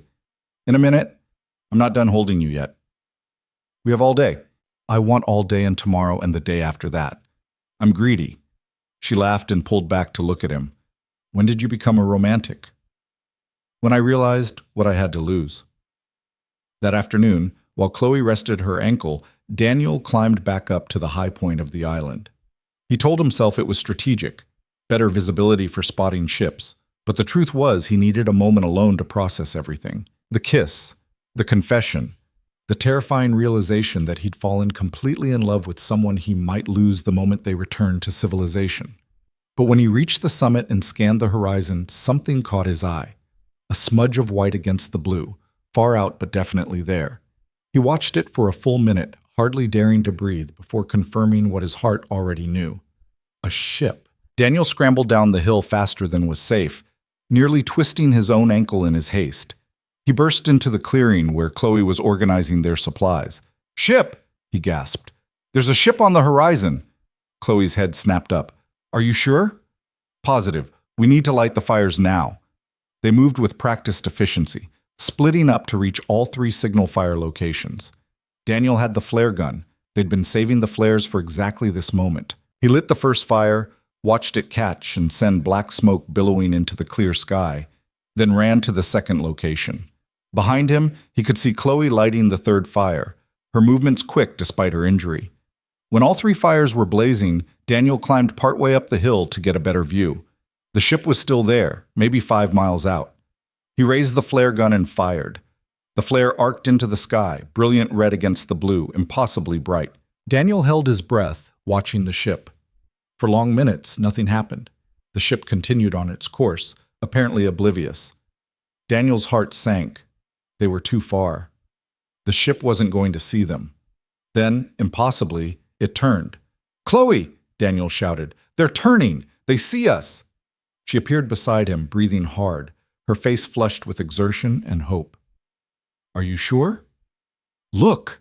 The ship was definitely changing course, heading toward the island. Daniel fired another flare just to be certain.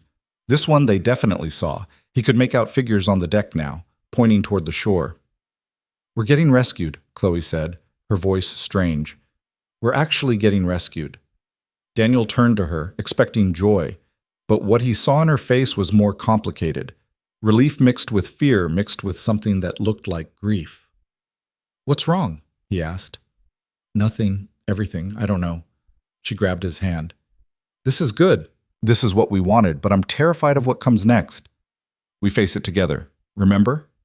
"Together," she repeated. But she didn't sound convinced. The ship was close enough now that Daniel could read the name painted on its hull, the Pacific Star, a cargo vessel with Korean characters beneath the English. The crew was lowering a smaller boat, preparing to come ashore. "We need to gather our things," Daniel said. "Anything we want to take with us." They ran back to the shelter. There wasn't much. The first aid kit, the emergency supplies from the lifeboat, Daniel's waterlogged wallet with Emma's picture. Chloe picked up the 2 shoes she'd hung from the tree what felt like a lifetime ago. "Can't forget these," she said with a broken laugh. "Evidence that I was once a person who wore heels to a yacht party." "You're still that person." "No, I'm not. I'll never be that person again." The rescue boat reached the shore. 2 crew members jumped out, speaking rapidly in Korean and broken English. They seemed shocked to find survivors, kept repeating "alive, alive," like they couldn't quite believe it. "How long?" one of them asked. "How long you here?" 9 days, Daniel said. "Since the Meridian went down in the storm." The crew members' eyes widened. "Meridian? Yes. Yes, we hear. All dead, they say. Big search. Nothing found." "Not all dead," Chloe said quietly. "We made it." They were helped into the rescue boat, wrapped in emergency blankets despite the heat. As they pulled away from the island, Daniel looked back at their shelter, at the fires still burning, at the beach where they'd built something impossible.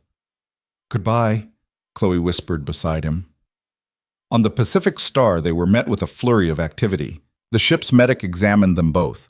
Chloe's ankle needed proper treatment. Daniel was severely dehydrated despite their fresh water source. Both of them were malnourished and sunburned.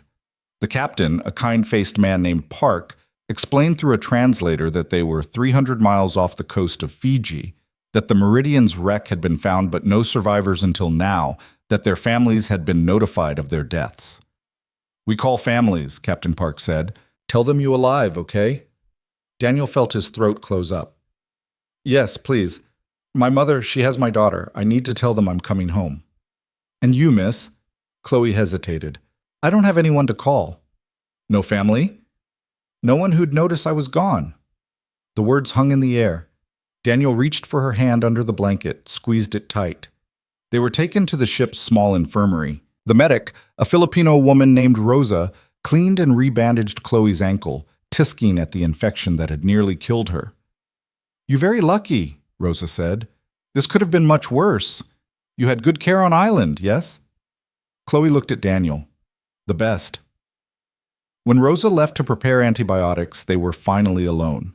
The reality of their rescue was settling in, bringing with it all the complications they'd talked about in abstract. "They're going to want to separate us," Chloe said. "Different hospitals for evaluation, different debriefs, media attention. We won't have control over any of it. Then we establish ground rules now. We stay together as much as possible. We tell the same story. We don't let anyone drive a wedge between us." "What is our story?" "The truth. We survived together. We kept each other alive. We fell in love." He cupped her face. "That's our story. Simple and true. Nothing about this is simple. The love part is. The rest we'll figure out." There was a knock at the door. Captain Park entered, looking uncomfortable. "We make satellite call," he said. "Your families know you alive, very happy, much crying. We arrive Suva in 2 days. Media will be there. Police, rescue officials. You prepare for many questions." "Thank you, Captain," Daniel said, "for saving us. We happy to find you. Very rare, survivors after so long." He paused. "Your company also notified. They send representative to meet you in Suva." After he left, Chloe turned to Daniel. "It's starting, the real world pushing back in. Let it push. We push back harder." But over the next 2 days, as they sailed toward Fiji, the real world did more than push. It flooded in. The ship had internet access, and news of their rescue spread like wildfire. The miraculous survivors of the Meridian disaster. The executive and the logistics assistant who defied the odds. Headlines that reduced their entire experience to clickbait. Daniel finally got to call his mother. The conversation left him shaking, her sobs of joy, Emma's confused questions in the background, the weight of their grief that he'd caused lifting and transforming into relief. "She's been asking for you every day," his mother said, her voice thick with tears. "I told her you were coming back even when everyone said you were gone. I told her you promised." "Can I talk to her?" There was rustling, then Emma's small voice. "Daddy?" Daniel's vision blurred. "Hey, Bug. Are you really coming home? Grandma said you were on an adventure, but you're coming home now?" "I'm coming home, sweetheart, I promise. A few more days and I'll be there. I missed you so much." "I missed you too. More than anything in the whole world. Did you bring me a present?" Despite everything, Daniel laughed. "I'll bring you the best present ever, but it might not be what you expect." "That's okay. I just want you." After the call, Daniel sat in the infirmary, overwhelmed. Chloe found him there, tears streaming down his face. "I talked to Emma," he said. "She's been waiting for me. She believed I'd come back even when everyone else thought I was dead." Chloe sat beside him, wrapped her arms around him. "Of course she did. She's your daughter. She knows you never break promises. I almost did. If we hadn't made it to the island, if we hadn't survived, but we did. You kept your promise. You're going home to her. We're going home, both of us." Chloe pulled back, her expression troubled. "Daniel, we need to talk about what happens when we land." "What do you mean?" "I mean the reality of our situation. You have Emma to think about, a life to rebuild, and I have," she gestured vaguely, "whatever mess is waiting for me. Corporate aftermath, media circus, legal complications. We can't just pretend none of that matters." "I'm not pretending anything. I know it's going to be complicated, but I also know I love you, and I'm not walking away from that. Even if it makes your life harder, even if it affects Emma, Emma deserves to see me happy, deserves to see me choosing love instead of just survival. And yes, it'll be an adjustment, but we'll handle it, together." "You have so much faith in us." "I have faith in you, in who you are when all the corporate armor is stripped away. That's the person I fell in love with." Chloe looked at him for a long moment. "What if I can't be that person when we get back? What if I revert to who I was before?" "Then I'll remind you who you really are, as many times as it takes." She kissed him then, soft and desperate, like she was trying to memorize the taste of him before everything changed.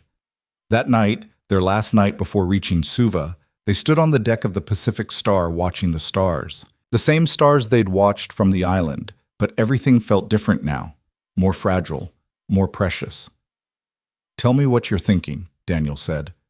"I'm thinking about how 9 days ago I was willing to die on that island as long as I didn't have to die alone. And now I can't imagine being anywhere without you."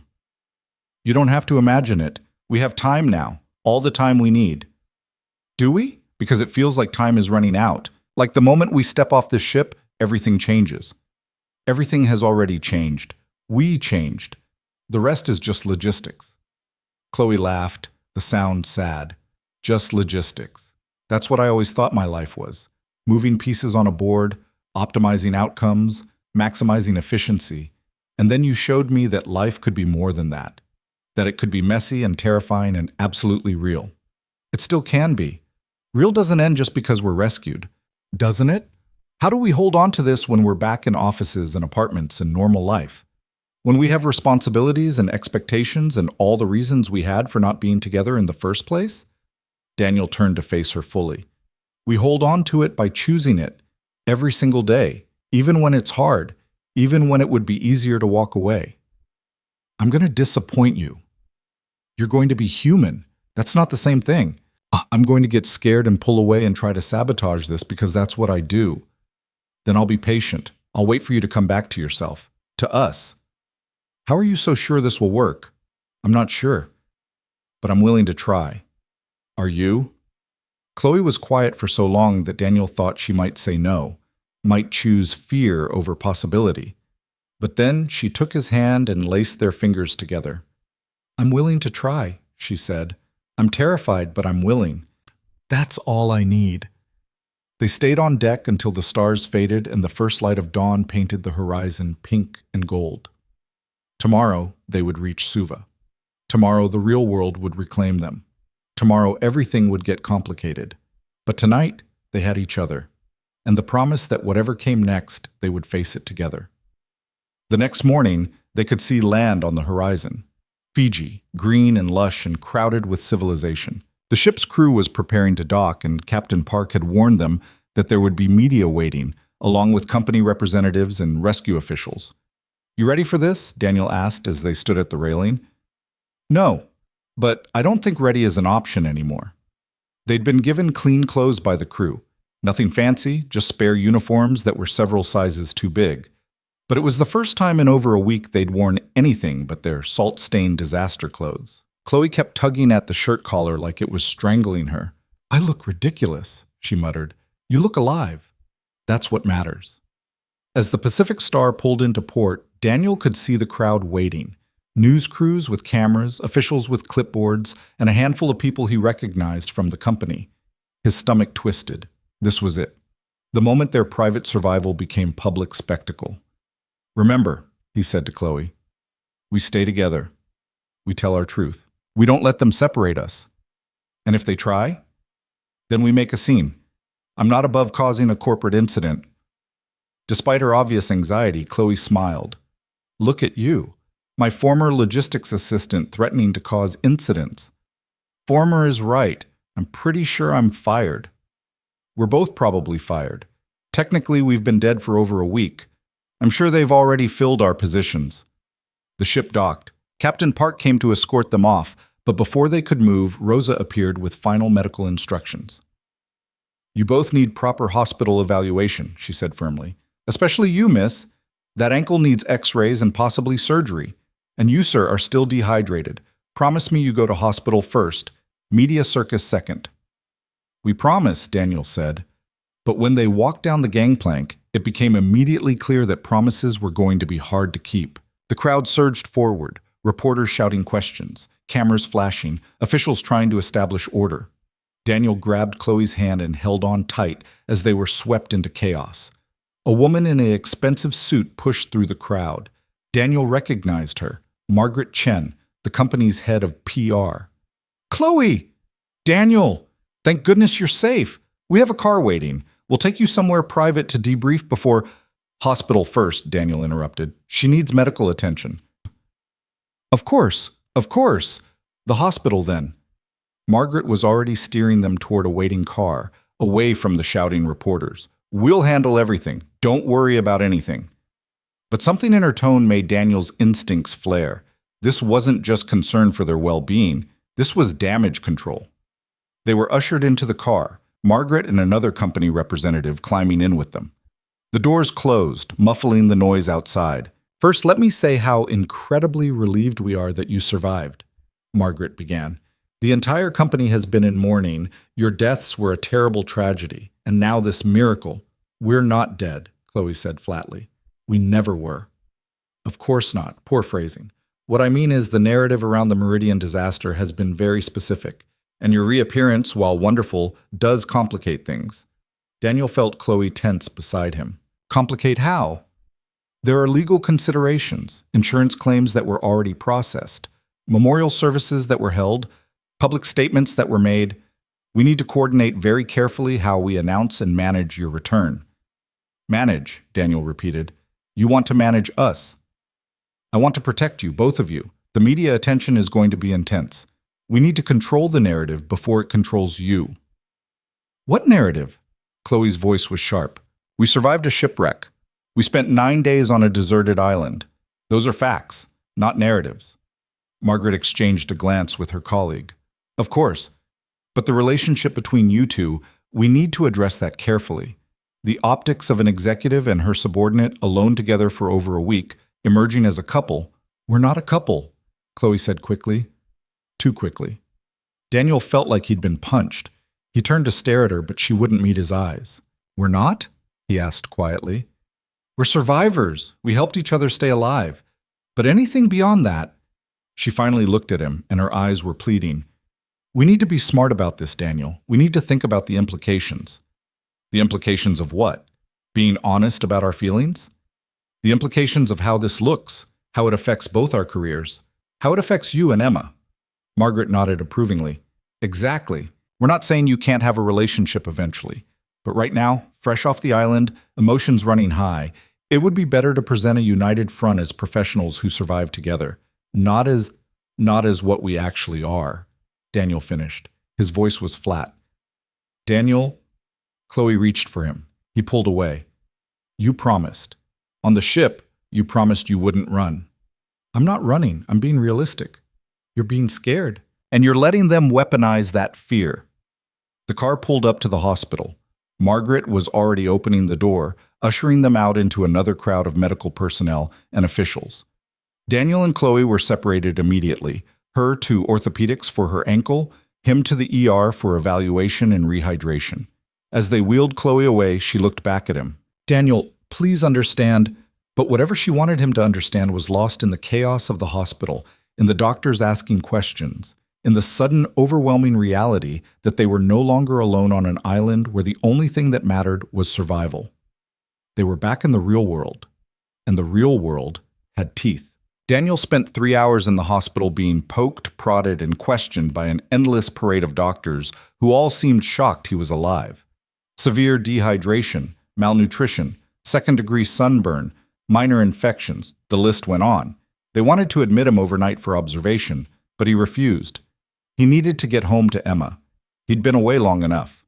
But first he needed to find Chloe. He found her in a private room on the 3rd floor, her ankle in a cast, staring out the window at nothing. Margaret Chen sat in the corner, typing furiously on her phone. She looked up when Daniel entered. "Mr. Hayes, the doctors cleared you?" "I cleared myself. I need to talk to Chloe. Alone." Margaret's smile was professional and utterly fake. "I'm afraid that's not possible right now. Ms. Bennett is scheduled for a press conference in 2 hours, and we're still preparing her statement." "I don't care about your statement. Get out." "Excuse me?" "I said get out. This is a private conversation." Margaret looked at Chloe, clearly expecting backup, but Chloe just nodded. "Give us 10 minutes, she said quietly. Margaret left with obvious reluctance, closing the door behind her. The silence that followed felt like it might suffocate them both. "So that's it?" Daniel said finally. "We're back in civilization for 3 hours, and you're already pretending we're nothing?" "I'm not pretending anything. I'm being practical." "Practical. Right. Because heaven forbid you actually fight for something you want." Chloe's head snapped up, her eyes flashing. "You don't understand the position I'm in. Then explain it to me. Because from where I'm standing, it looks like you're choosing your career over us. It's not that simple. Yes, it is. You either want this or you don't. You either believe in us or you're using the first convenient excuse to run away. Chloe struggled to her feet, wincing at the weight on her cast. You want to know what I'm afraid of? I'm afraid that the moment we go public, they'll say I coerced you, that I used my position of power to manipulate you into a relationship, that everything we built on that island was just Stockholm Syndrome and trauma bonding. So what? Let them say it. We know the truth. But Emma won't know the truth. She'll hear people saying her father got involved with his boss under questionable circumstances. She'll hear the gossip and the speculation and the ugly implications. And I won't do that to her. I won't be the reason people question your judgment or your integrity. Daniel stared at her. You're protecting Emma? I'm trying to protect both of you. From me. From the mess I bring with me. Chloe's voice broke. Daniel, I love you. I love you so much it terrifies me. But I also know what happens when I let people get close. I ruin things. I sabotage them. And I can't do that to you. You deserve better than someone who's broken. You're not broken. You're scared. There's a difference. Is there? Tears were streaming down her face now. Because it feels the same from here. Daniel crossed the room and took her face in his hands, forcing her to meet his eyes. Listen to me. I have spent the last 9 days watching you be braver than you thought possible. I watched you learn to gut fish with your bare hands. I watched you nearly die from infection and come back fighting. I watched you face your fears every single day and choose to keep going. That's not broken. That's the strongest person I've ever met. That was survival. This is different. No, it's not. This is just a different kind of survival. And we do it the same way we did everything else. Together. What about Emma? What about the questions she'll have to face? Emma will have questions regardless. Kids always do. But you know what she'll also have? A father who chose love over fear. A father who showed her that sometimes the right thing is also the hard thing. That's a lesson worth teaching. Chloe closed her eyes. I'm so scared of losing you. Then stop trying to push me away before that can happen. Stop making decisions for both of us. Trust that I know what I want. Trust that I choose you. Even if it's complicated? Especially if it's complicated. The best things usually are. She opened her eyes, and in them Daniel saw the war she was fighting with herself. The pull between what she'd been taught to believe and what she actually felt. Between the armor she'd built and the vulnerability she'd discovered on that island. I don't know how to do this, she whispered. How to be in a relationship. How to let someone matter this much. You learn, same as everything else. And I'll be right there learning with you. What if I mess it up? Then we figure it out and try again. That's how this works. There was a knock at the door. Margaret's voice came through. Miss Bennett, we really need to finalize your statement. Chloe looked at Daniel. What should I say? The truth, whatever that is for you. She took a deep breath, then called out, Come in. Margaret entered, followed by 2 other company representatives. They all looked expectant, nervous, like they were trying to contain a crisis. We've drafted a statement, Margaret said, holding up her tablet. It focuses on your survival, the company's relief at your return, and gratitude to the rescue team. We've kept it professional and factual. No mention of any personal relationship between you two. No, Chloe said. Margaret blinked. Excuse me? I said no. I'm not reading your sanitized corporate statement. I'm telling the truth. Ms. Bennett, I don't think you understand the implications. I understand perfectly. You want to control the narrative to protect the company's image. But I'm done letting corporate PR dictate my life. Chloe straightened her shoulders, and Daniel saw the VP he'd first met on that yacht. Except this time, she was using her authority for something that mattered. Here's what's going to happen. I'm going to that press conference. I'm going to tell them exactly what happened, including the fact that Daniel saved my life multiple times, that we survived together, and that yes, we fell in love. And if the company has a problem with that, they can accept my resignation. You can't be serious, one of the representatives sputtered. You're one of our youngest VPs ever. You have a brilliant career ahead of you. Had, Chloe corrected. Past tense. Because that person died on that island. The person standing here is someone different, someone who finally figured out that success without happiness is just expensive misery. Margaret looked at Daniel like this was his fault. Mr. Hayes, surely you can see that this approach will create significant complications for both of you. I can see that trying to hide the truth would create bigger complications down the road, Daniel said. So yeah, I'm with her. We tell the truth and deal with the consequences. Margaret clearly wanted to argue, but something in their unified front must have convinced her it was pointless. Fine, but for the record, I advised against this. Noted, Chloe said. After they left, Chloe turned to Daniel. Did I just quit my job? I think you gave them an ultimatum that they're probably not going to accept. Good, I hated that job anyway. She laughed, the sound slightly hysterical. I just torched my entire career for you. You torched it for yourself. I'm just the lucky beneficiary. No regrets? Not a single one. The press conference was chaos. Daniel stood slightly behind Chloe as she faced the crowd of reporters, cameras, and curious onlookers. She looked small up there, her cast visible, her borrowed clothes hanging awkwardly, her hair still tangled from salt and wind. But when she spoke, her voice was steady. 9 days ago, the Meridian went down in a storm, she began. I should have died that night. Most of the people on that yacht probably did. But I didn't die, because Daniel Hayes came back for me when he should have been saving himself. He pulled me from a flooding cabin. He kept me alive in a lifeboat with nothing but determination and fishing skills learned from reality TV. He carried me half a mile when I injured my ankle on a deserted island.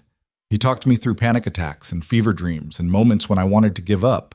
She paused, looking back at Daniel. He showed me what strength actually looks like. Not the corporate kind where you crush everyone beneath you. The real kind where you lift people up even when you're barely standing yourself. And yes, somewhere in that process, I fell in love with him. Completely, terrifyingly, irreversibly in love. So if you want to speculate about power dynamics or inappropriate relationships or Stockholm Syndrome, go ahead. But you'd be wrong. Because what we have isn't about power or circumstance. It's about two people who saw each other, really saw each other, for the first time in their lives. The reporters erupted with questions, but Chloe held up her hand. I'm resigning from my position as VP, effective immediately, not because of any scandal or pressure, but because I finally realized that climbing the corporate ladder was just a fancy way of running from myself. I don't know what I'm going to do next. I just know it won't be sacrificing my humanity for a corner office. She smiled, and it was the most genuine expression Daniel had ever seen on her face. That's all I have to say. Thank you. She stepped away from the microphone, and Daniel was there to catch her as her legs wobbled. They left the conference room together, ignoring the shouted questions, the flash of cameras, the chaos they were leaving in their wake. That was either the bravest or stupidest thing I've ever seen, Daniel said when they were finally alone in the hospital corridor. Probably both. I'm unemployed and possibly unemployable. Margaret looked like she wanted to strangle me. Yeah, but you were magnificent. I was terrified. That's what made it magnificent. He kissed her, slow and thorough, not caring who might see. I'm so proud of you. Even though I just created a media circus that's going to follow us for months? Especially because of that. You chose truth over comfort. That takes guts. A nurse appeared, clearing her throat. Mr. Hayes? You have visitors. They've been waiting in the family area. Daniel's heart jumped. My family? And a very insistent 6-year-old. Emma. Daniel felt his chest constrict. He turned to Chloe. Come with me? Are you sure? This should be your moment with her. I want you there. Please. She squeezed his hand. Okay. They made their way to the family waiting area. Daniel's mother saw him first, her face crumpling as she rushed forward to pull him into a crushing hug. My baby, she sobbed. My baby boy. I thought I'd lost you. I'm here, Mom. I'm okay. Then Emma was there, trying to climb up his legs, her small face streaked with tears. Daniel scooped her up, holding her so tight he was afraid he might break her. Daddy, you came back, she said into his neck. You promised and you came back. Always, Bug. I'll always come back to you. Were you scared? Terrified, but I had help. He turned so Emma could see Chloe standing awkwardly to the side. Emma, this is my friend Chloe. She was with me on the island. Emma studied Chloe with the intense scrutiny only a 6-year-old could manage. Did you save my daddy? Actually, he saved me multiple times. That sounds like Daddy. He's good at saving people. Emma held out her hand with grave formality. I'm Emma Rose Hayes. I'm 6 3/4. Chloe shook her hand, her expression soft. It's very nice to meet you, Emma Rose Hayes. Are you going to be Daddy's girlfriend? Daniel felt his mother stiffen behind him. But before he could answer, Chloe crouched down to Emma's level, wincing at the weight on her cast. I'd like to be, Chloe said seriously. But only if that's okay with you. Because you're the most important person in your dad's life, and I'd never want to change that. Emma considered this. Will you be nice to him? The absolute nicest. And you won't leave like my mom did? The question hit like a physical blow. Chloe's eyes filled with tears, but she didn't look away. I can't promise I'll be perfect, but I can promise I'll try my hardest to stay, to be there for both of you. Is that okay? Emma looked at Daniel. What do you think, Daddy?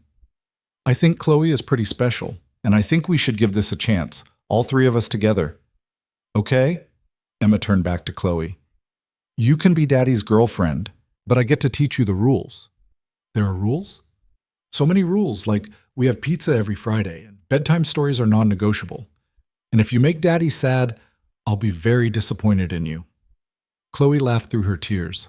Those seem like very fair rules. I accept. Daniel's mother stepped forward, her expression wary but not hostile. I'm Catherine, Daniel's mother. Chloe Bennett. I know this is probably strange. Strange is one word for it. Catherine studied her. You're the VP he worked for. Former VP. I resigned today. Because of my son. Because of myself. But he helped me find the courage. Chloe met Catherine's eyes directly. Mrs. Hayes, I know you have every reason to be suspicious of me. I know the circumstances look questionable, but I love your son, and I promise you, I will spend every day trying to be worthy of that. Catherine was quiet for a long moment. Then she nodded. He's been through enough heartbreak. If you're not serious about this, walk away now before Emma gets attached. I'm serious. More serious than I've ever been about anything. Then I suppose we'll figure this out together. Catherine managed a small smile. Welcome to the family, Chloe. Fair warning. We're a lot. The flight back to New York was surreal. First-class tickets, courtesy of the company, probably a peace offering for the PR nightmare Chloe had created, with Emma chattering nonstop about everything they'd missed, Catherine reading a magazine with one eye and watching Chloe with the other, and Daniel caught in the middle, still processing that he was actually going home. Tell me about the island again, Emma demanded for the 4th time. Were there dinosaurs? No dinosaurs, Daniel said, but there were crabs, and fish, and lots of coconuts. I like coconuts. These ones were different. They were, he glanced at Chloe, who was pretending to sleep but smiling. They were survivors, like us. When they finally landed at JFK, there was another media circus waiting. But this time, Daniel was prepared. He held Emma's hand on one side, Chloe's on the other, and walked through the crowd like they had every right to be together. Because they did. The apartment felt smaller than Daniel remembered. Emma immediately started showing Chloe her room, her toys, her collection of rocks that might be dinosaur eggs, but probably weren't. Catherine made tea and gave Daniel a look that said they'd be having a long conversation later. I know what you're thinking, Daniel said. Do you? Because I'm thinking a lot of things right now. You're thinking this is moving too fast, that I barely know her, that Emma's already attached, and what happens if it doesn't work out?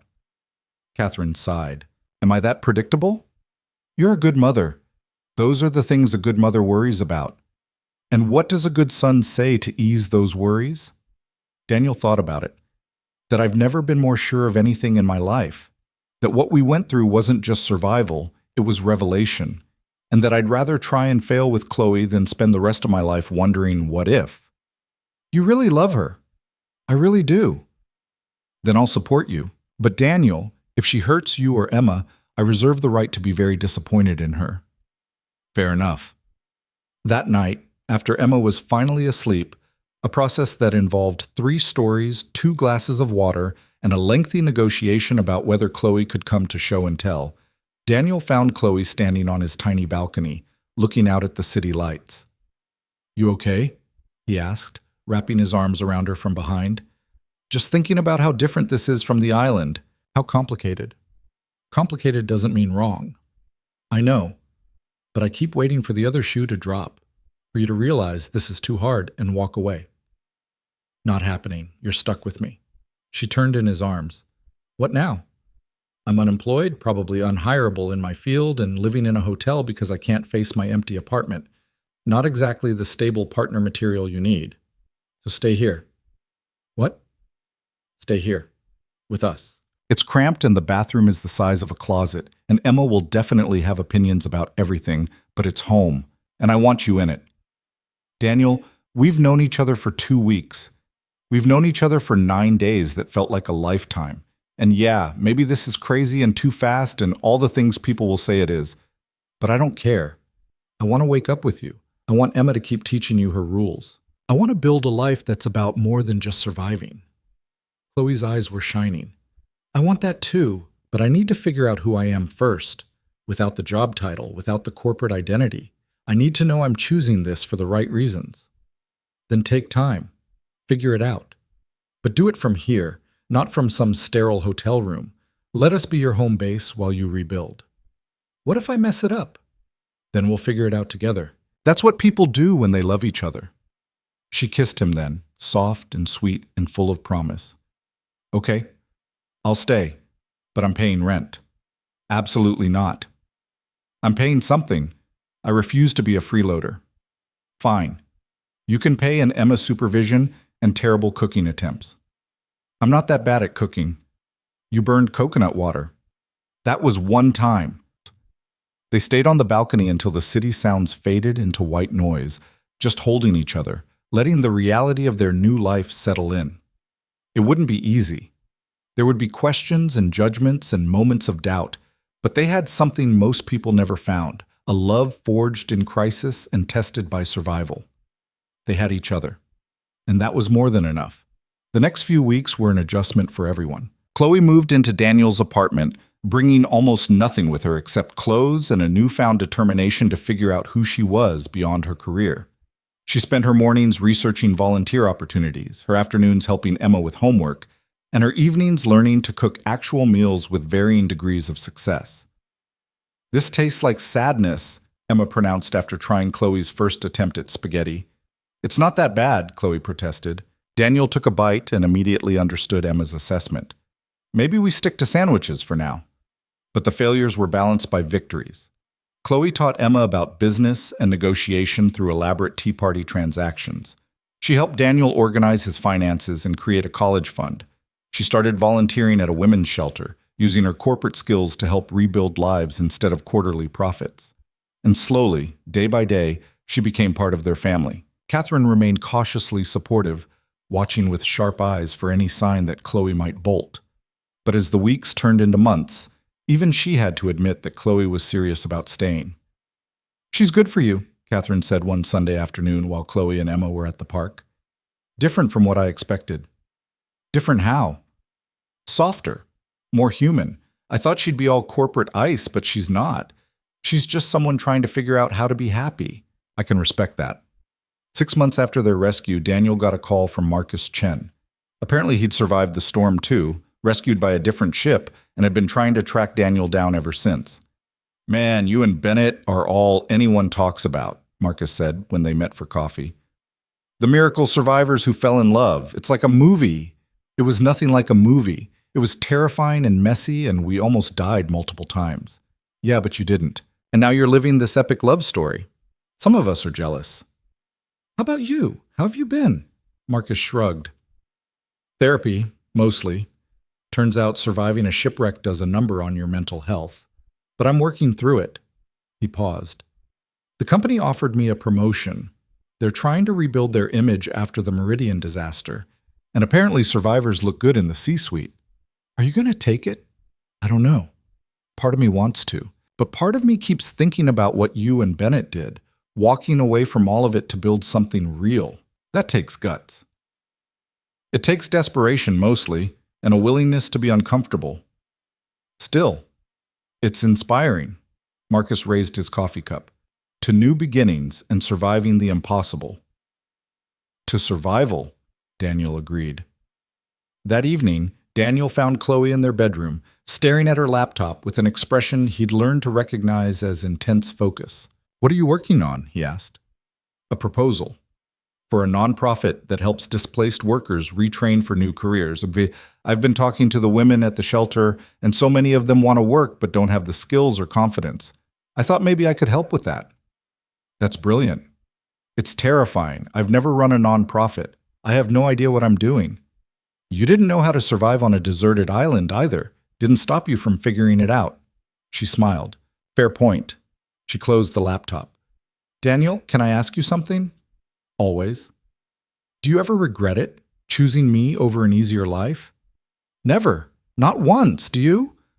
"Sometimes I'm scared I'm not enough, that you deserve someone less complicated, less damaged." Daniel pulled her close. "You're exactly enough. And everyone's damaged, Chloe. The question is whether you let that damage define you or whether you use it to grow. You're growing. That's all that matters." "I love you." "I love you too." Emma burst into the room without knocking, a habit they'd been trying to break. "Are you guys being gross again?" "We're hugging," Daniel said. "That's not gross." "It's a little gross. Anyway, Grandma says dinner is ready, and if you're not there in 2 minutes, she's giving your portions to me." "We can't have that." Chloe stood, offering Emma her hand. "Shall we save your father from starvation?" "We shall." Emma took her hand, then Daniel's, linking them together. "We're like a chain. You can't break us apart." "No," Daniel agreed, looking at Chloe over Emma's head. "You really can't." 1 year after the Meridian went down, Daniel and Chloe returned to Fiji. Not to the deserted island, that would have required special permits and probably therapy, but to the mainland, to the harbor where they'd been rescued. It felt important to close the circle, to acknowledge how far they'd come. They stood on the dock where the Pacific Star had brought them in, holding hands, watching the sunset paint the sky in shades of gold and pink. "A year ago, I thought my life was over," Chloe said quietly. "I thought I'd die on that island, having never really lived. And now? Now I have a family, a purpose, a life that actually means something." She turned to face him. "I have you, and that's more than I ever thought I deserved." Daniel reached into his pocket and pulled out a small box. Chloe's eyes went wide. "Daniel, let me say this before I lose my nerve." He took a breath. "A year ago, you were my boss, someone I admired from a distance, but never thought I'd really know. Then the world fell apart, and in that chaos, I found the person I want to spend the rest of my life with. You're brave and stubborn, and you still can't cook worth a damn. You make Emma laugh and my mother almost smile. You challenge me and support me and make every day an adventure. So Chloe Bennett, will you marry me?" She was crying now, tears streaming down her face, but she was also smiling. "Yes, yes, absolutely yes." He slipped the ring on her finger. Nothing fancy, just a simple band they could afford, but it meant everything. And when he kissed her, the sun setting behind them, Daniel felt like he'd finally come home, not to New York or his apartment or any physical place, but to the knowledge that he'd found the person he was meant to find, in the most impossible circumstances, and built something real from the wreckage. They flew back to New York the next day, to Emma's excited screaming when they told her the news, to Catherine's slightly teary approval, to the life they were building together. It wasn't perfect. Daniel still worked long hours at a new logistics firm. Chloe's nonprofit was struggling to get funding. Emma had strong opinions about everything, and their apartment was too small for 3 people plus Catherine's frequent visits. But it was real. It was messy and complicated and absolutely perfectly real. 6 months later, they got married in a small ceremony in Central Park. Emma was the flower girl, wearing a dress she'd picked out herself that was approximately 70% sequins. Catherine cried through the entire ceremony. Marcus was the best man, still processing his own trauma, but happy to celebrate someone else's happiness. And when Daniel kissed his bride, with Emma cheering and Catherine dabbing her eyes in the entire chaotic, beautiful mess of their life surrounding them, he thought about the island, about the storm that had tried to kill them and instead had given them everything. What are you thinking? Chloe whispered. That I'd go through it all again, every terrible moment, just to end up here with you. That's the most romantic and traumatic thing anyone's ever said to me. I contain multitudes. She laughed, and the sound was pure joy. So do I.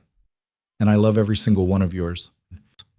They danced under the stars, surrounded by the people they loved, building a future that was nothing like either of them had planned, and everything they'd never known they needed. The island had stripped them down to their essentials, and what they'd found there, in each other, in themselves, was worth more than any corner office or corporate title. They'd survived the storm.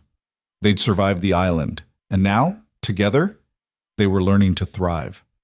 Emma tugged on Daniel's jacket. Daddy, when do we get cake? Soon, Bug. Can Chloe and I have the first pieces? I think that's how weddings work, yeah. Good. Because I'm starving and this dress is itchy and I want to go home. Chloe crouched down, careful of her wedding dress.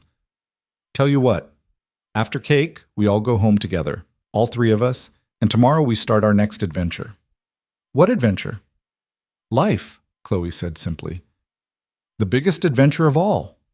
Emma considered this. Okay, but can there be dinosaurs? We'll see what we can do. Daniel looked at his daughter and his wife, at the life they'd built from wreckage and hope and stubborn refusal to give up, and felt gratitude so profound it hurt. They'd faced the impossible and survived. They'd chosen love over fear, again and again, until it became the only choice that made sense. The storm had tried to destroy them. Instead, it had brought them together. And that made all the difference. Years later, when people asked how they met, Daniel and Chloe would smile and say they'd survived a shipwreck together.